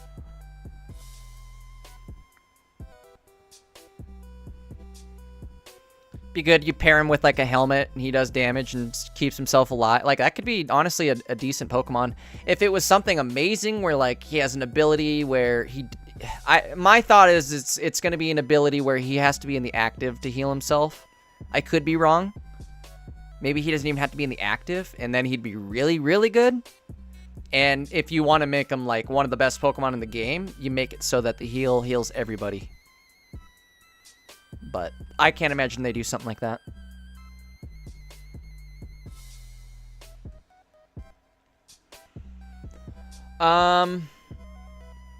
Mimikyu, I think this is a big contender for an EX Pokemon right here, is Mimikyu. I could see these guys, or this guy being EX'd out. I'm guessing Como is not going to be an EX. Like I said, I think he's going to be probably a Dragonite. So going off of like what Drampa will be, I think Como is going to be similar to like what Dragonite is. But maybe in like a... I don't know. The damage will be different, but...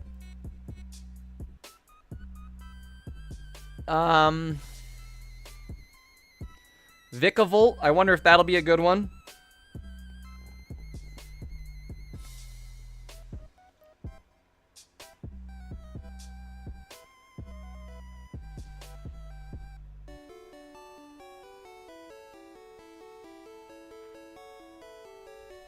I would imagine we get Rockruff, Lycanroc. Probably going to get the Pedo Bear at some point. He'll probably be a colorless, I would imagine.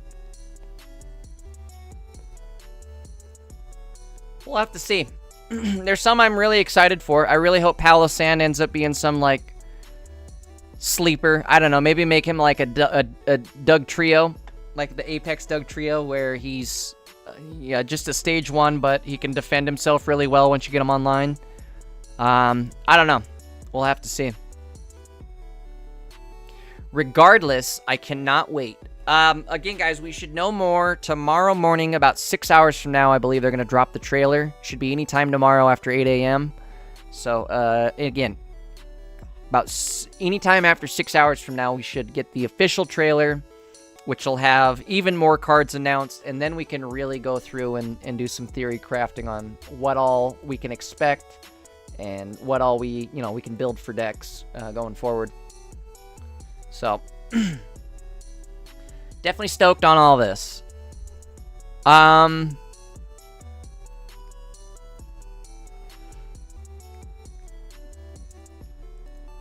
Golisopod, I wonder...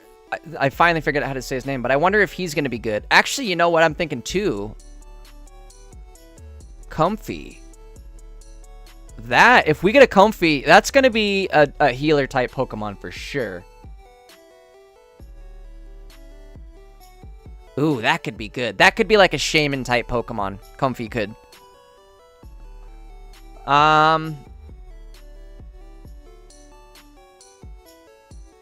Don't really care about these guys. Don't we already have a Bone Sweet too? I can't remember if we do or not. I think we do. So we probably are going to get one. Mudsdale, probably be some sort of fire, like Ponyta type Pokemon, or like a Rapidash type one. I imagine we see then that obnoxious little girl, like the ugly little girl that uses this Pokemon all the time. I would imagine we see her as one of the trainer cards, and it'll probably be something similar to Blaine, where it'll be like a fire type, fast attack, boost damage, boost energy type thing, something along those lines. I would have to guess. Could be wrong. Could be going the total opposite direction, and it might be something where like it might end up being fighting, and it might end up being defense related or fire defense related. I don't know. Andy says, Comfy's IRL TCG ability is you choose 2 cards, discard 1, put 1 into your deck. Or into your hand. Oh, sorry. Discard 1, put 1 into your hand. That would be amazing. You fully have to discard 1, though? Ooh. I guess maybe that could be okay in Pocket, right? Lycanroc does have the multiple forms. It has the midnight form or whatever it is, the werewolf form. I'm curious if we're gonna get more than one version of Lycanroc then. Like if we're gonna get this would be a fighting version and then maybe get a darkness version, something like that. That could be cool. ABD, what's up? Welcome to the stream. If you guys are curious, we are going over the leaks for, well, hold on. Sorry, guys. We're going over for the leaks for the new set. It got leaked. It's going to be the 2 headliners for the next banner are going to be Solgaleo and Lunala EX. So we are theory crafting. We're, presuming that it's going to be Gen 7. And then we are also presuming that... Oops, hold on. Let's close that. Sorry, guys. I got windows all over the place. But anyways, we're presuming that's going to be Gen 7, and we're doing some theory crafting on what we think we might see with this set. Let me go back. Where are we at? Ooh, you know what? I've got to mute this. Hold on. This can be bad. My bad.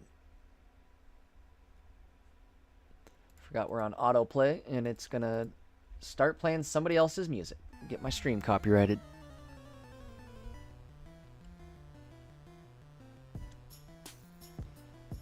All right.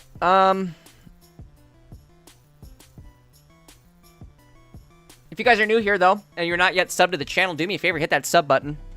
We do try to stream Pocket content daily. We'll be live again tomorrow as soon as the trailer goes live for this. It should be live. The trailer should be live. The official trailer should be out probably about 6 hours from now, anytime after that. But either way, as soon as it goes live, we'll be covering it, as well as any new news. And as soon as the set goes live, we'll be hitting gold cap day 1 as far as summons go. I'll probably have the full set completed within that first week. Either way, make sure you're subbed to the channel because we're going to have a whole bunch of Pocket content coming up. And make sure you're here for it. What do you guys think? What Pokemon are you excited to see? Ooh, I really hope we get the Poison Dragon. What's its name? Poipole? I know Poipole, but I don't know what the other one is. The evolution. The Poison Dragon could be super crazy.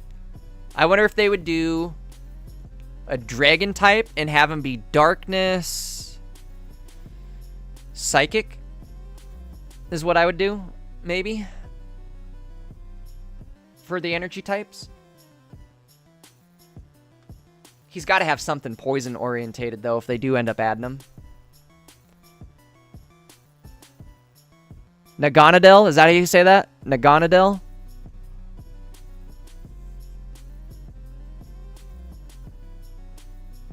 Debro says, I think all Lycanroc forms would be reunited in full art version. That could be cool. Have them, have cards that are similar, or not similar, what am I saying? Like, shared artwork?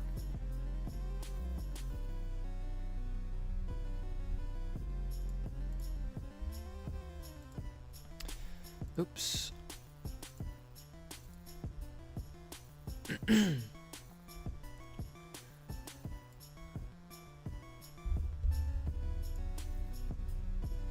Sorry, guys. I moved my window. Let me get it back over. So we already have Morlul and Shiinotic in the game, right? I think Shiinotic's the 3 energy stage 1 that can sleep. It's kind of like a grass Wigglytuff.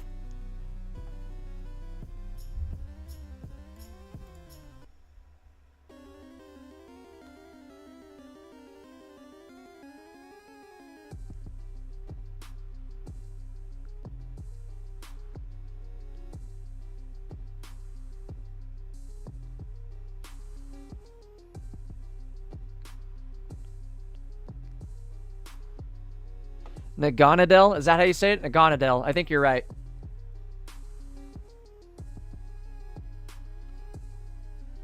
I don't know. I don't necessarily care about these two, but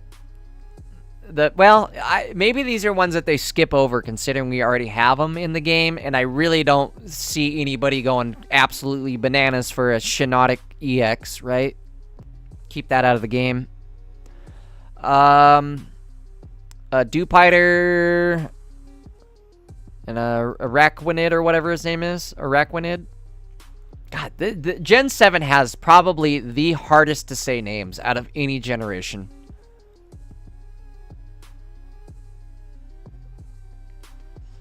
Andy, that makes perfect sense, right? Naga and then Natal. Naganadel. Naganadel. Is that how I said it? Naganadel? That makes total sense. Darkrai, what's up, dude? It's alright, man. I'm glad you stopped in. Darkrai, stop by tomorrow at some point. We'll try to be live tomorrow, too. We'll go live. What am I trying to say? They're supposed to drop the official trailer in the morning, so we'll be live again tomorrow morning for that once it actually goes up. Thanks for dropping by, Darkrai. I guess last couple things we could maybe go over here. So, like, a Alolan Sandshrew. That could be a Steel type. We already have the Fighting type. Fighting into a Steel type would make sense, right? And then that also plays on to my whole idea of the Dragon being Fighting Steel type. You know, there's just some possibilities here.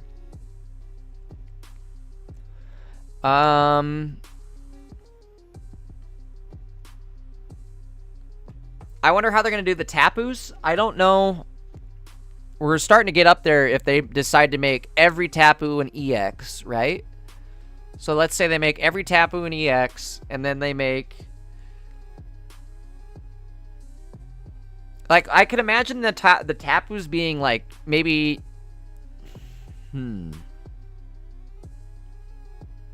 Somebody brought up a good point of them being like the Lake Spirits, where they'll all play together in a deck, like, together.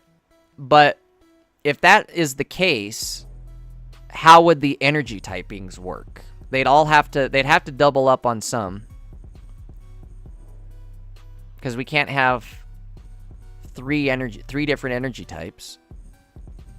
I mean, at most you could have 2 and have it work, but 3 seems a bit extreme, unless they do something where, like, they introduce a change your next attachable energy to whatever and make it so that these guys only need 1 energy of each type. Okay, so that could work.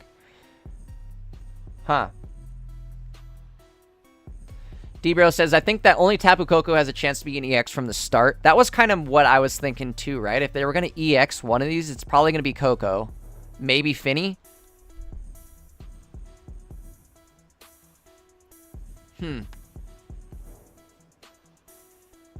Regardless, I do think that they will have like a 2-and-2 setup. They'll have 2 of them on Solgaleo's banner and then 2 on Lunala's.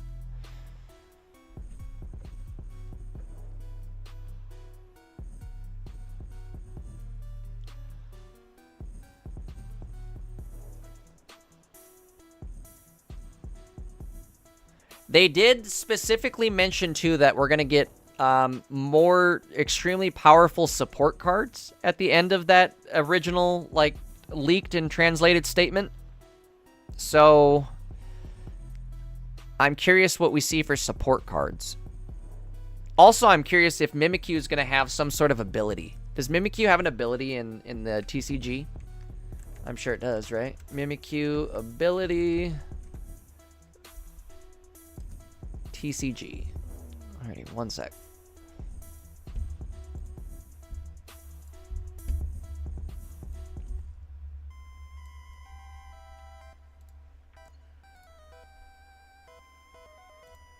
Maybe I'm wrong. Maybe Mimikyu is just going to be a basic like this. Prevent all damage done to this Pokemon by attacks from your opponent's EX and... Oh my god. Okay. If they decide to give him an ability like that where he just is immune to damage from an EX Pokemon... What? No way.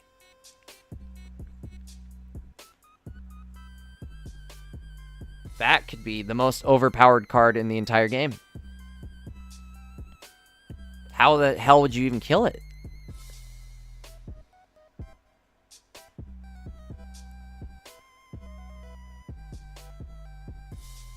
Imagine Mimikyu disguise preventing for damage each time that Mimikyu is in the active spot for the first hit. So I'm saying, like, or you just take prevent all damage from attacks. Oh, I guess you could probably still chip away at it then with, like, Darkrai damage. So if this was translated to Pocket, it'd probably be, I don't know, 70 HP, and being immune to damage seems overpowered. So I could see something like 50 HP. 50 to 70. I mean, 70 still is in the realm of possibility. So 50 to 70 HP. Has the ability. Can't be hurt by an EX Pokemon. That would honestly be insanely good right now in the current meta. You'd see this Pokemon in all sorts of decks. This would be a different move. It'd probably be a 2 energy attack. 7 damage counters on your opponent's active Pokemon. How does that work in live?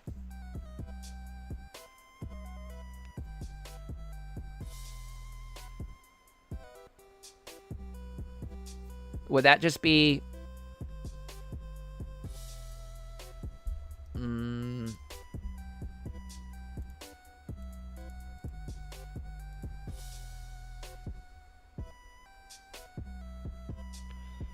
Like, maybe if they did 20 damage at 2 energy cost, I think that would be fair, right? 20 damage, 2 energy cost, but it's immune to damage from EX Pokemon. Because it's definitely not going to be 70 fucking damage. There's no way it's going to be immune to EX damage and do 70 damage. No way in hell. You'll be lucky if it does 20.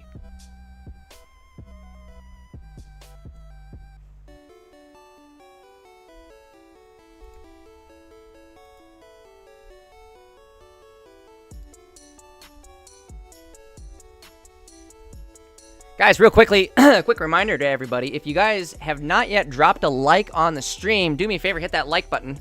If you guys are watching on the desktop version, you know where it's at. It's down below. If you're on the mobile, all you gotta do is double tap your screen. If you're on the short version, I guess, all you gotta do is double tap your screen. But if you could drop some likes, that would be awesome. I'd appreciate it. And again, if you're new here, guys, make sure to hit that sub button. Bell's on. You're not gonna want to miss it. We will be live as soon as the official trailer goes live or any more news for Pocket.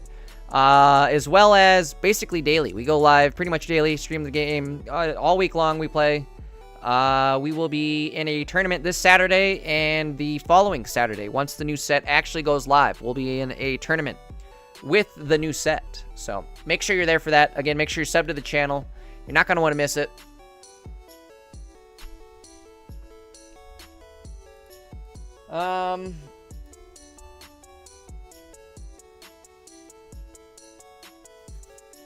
I guess you're right. Rocky Helmet or, like, Darkrai could still chip away at this thing, so it's not the most overpowered thing in the world, but it still is extremely overpowered if it ends up being immune to EX damage.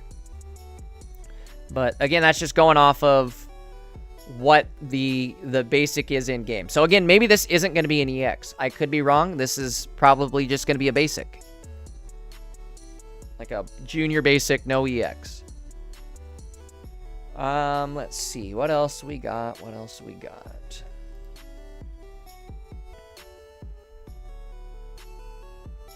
Again, Palo Sand, Sandy Gas. I think those will end up just being basic normal cards. Those won't be EX at all. They'll probably function something similar to like Doug Trio. Maybe have like a defensive ability of some sort. Usually the Palo Sand is pretty defensive in most games. So I would imagine it's some sort of defensive ability. An Alolan Doug Trio. Could this be our chance at a Doug Trio EX? Maybe this is where we see Doug Trio EX, huh? That could be cool.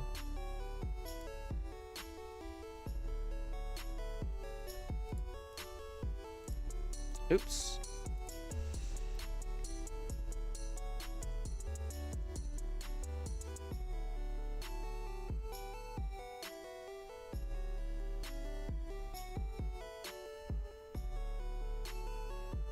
Beware. I wonder what he'll end up being. Oh, that was tacky.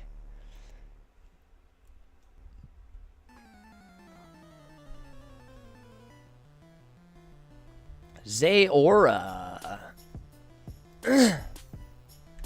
Pokemon Zorora. What's his name? Zorora.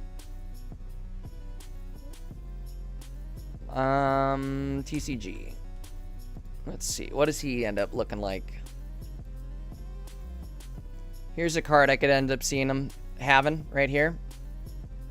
What the hell does this even say?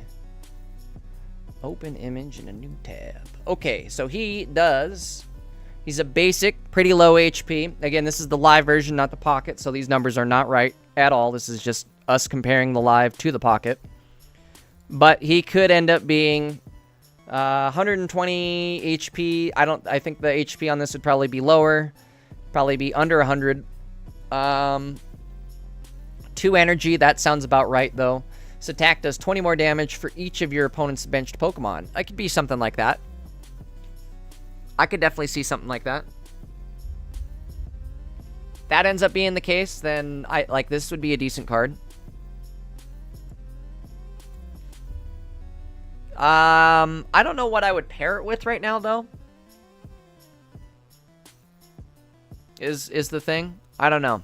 Electric is in a weird spot, so I need to see more before I could really make a lot of full-on decisions about what we would do with that type of Zorora card. Zorora, excuse me. What else are we getting? Alolan Marowak. I wonder what he could be. Is there an Alolan Marowak TCG? I'm sure there is, right? Alolan Marowak.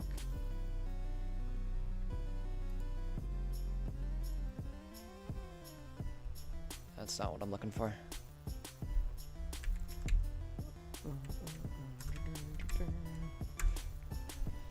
All right.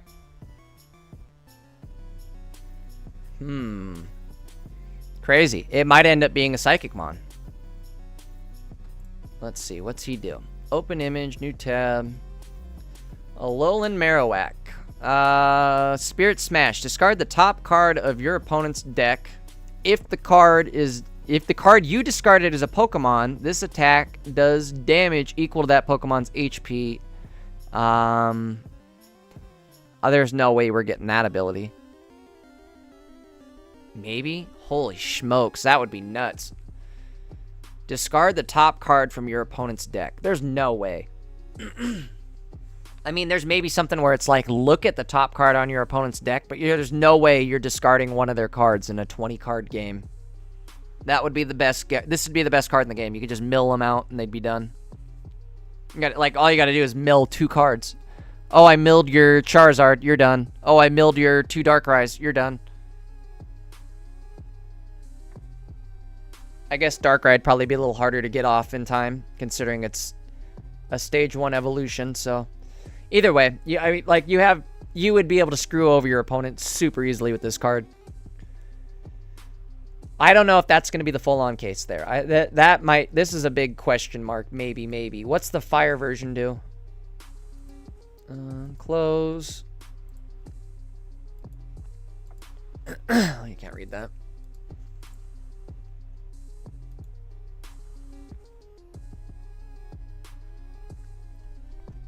read any of these. God dang it.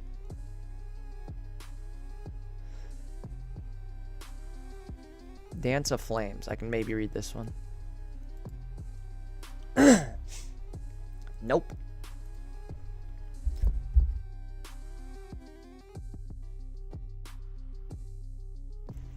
What else we got? Here we go. If anything, they'd go with this one, right? If we're going off the theory that they're going to use the other GX Pokemon. So let's look at this one. Ability, Cursed Body. If this Pokemon is in your active and is damaged by an opponent's attack, even if this Pokemon is knocked out, the attacking Pokemon is now confused. Okay, I like that. I actually really like that. And then you can double it up too and hit them with Confusion. Can you? You can stack Confusion and Burn, right? Should be able to. That could be really good. If we get something like this, I'm on board. Oops, sorry, smacked my mic.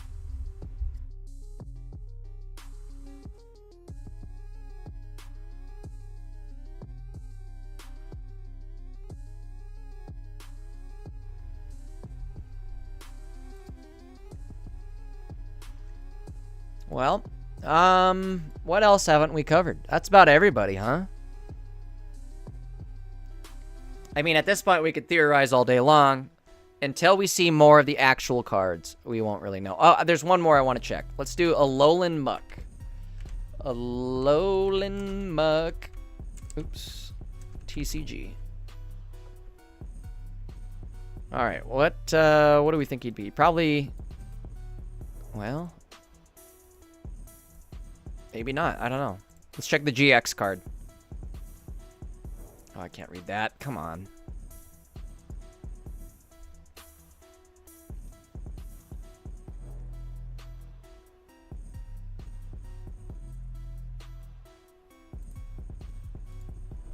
There it is. And what is this? A card for ants?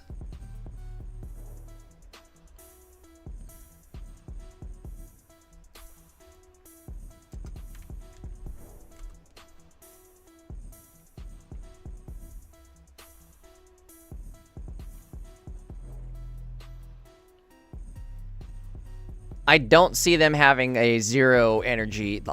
I didn't even see that, but I don't see them having that for sure. That seems way too good. Here we go. Okay, I should be able to read this one. Not the best, but I can read it. So Muck, Alolan Muck, 3 energy. Maybe this will be an EX. Huh. This could be an EX. I'd be okay with this being EX. This attack does 70 more damage for each special condition affecting your opponent's active Pokemon. Huh. Well, then that just goes hand in hand with what we just looked up, huh? The Alolan. But if they did that, they'd have to make him dark. Darkness. Wrong one. The Alolan Marowak is what I'm thinking of.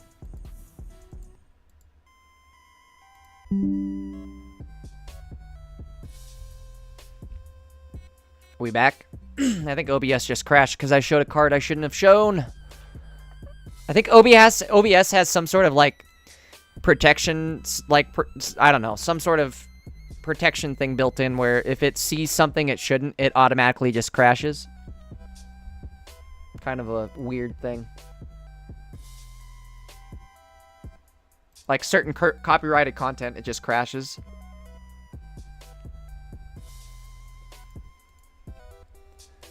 All right. I guess there it was. One more time, guys. If you haven't seen the news, it's going to be Solgaleo and Lunala as the next EX headlining Pokemon.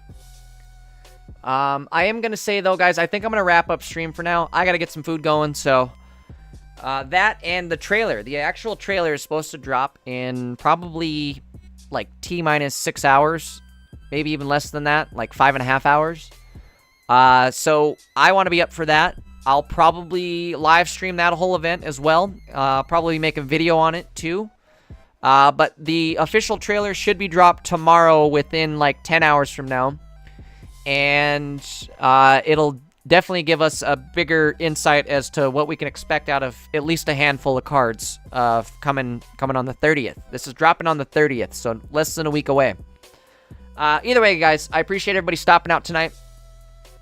If you guys haven't yet subbed to the channel, make sure you hit that sub button. If you're not following on Twitch yet, make sure you go on over to Twitch, drop a follow. We are going to be streaming basically every single day. As soon as the banners go live, we'll be live. We are going to spend the gold cap on the set as soon as the banners go live. So don't miss the summoning live stream. As soon as that happens, don't miss any of the live streams. Hit that bell icon so you don't. That way you know when we go live. But we'll be live again tomorrow, guys, as soon as that trailer goes live. Appreciate everybody hanging out tonight. I will see you guys tomorrow. Have a good night. Get some rest. We'll see you in the morning for the card reveal, huh? We'll see you guys. Take it easy later. Have a good one. Thanks for watching.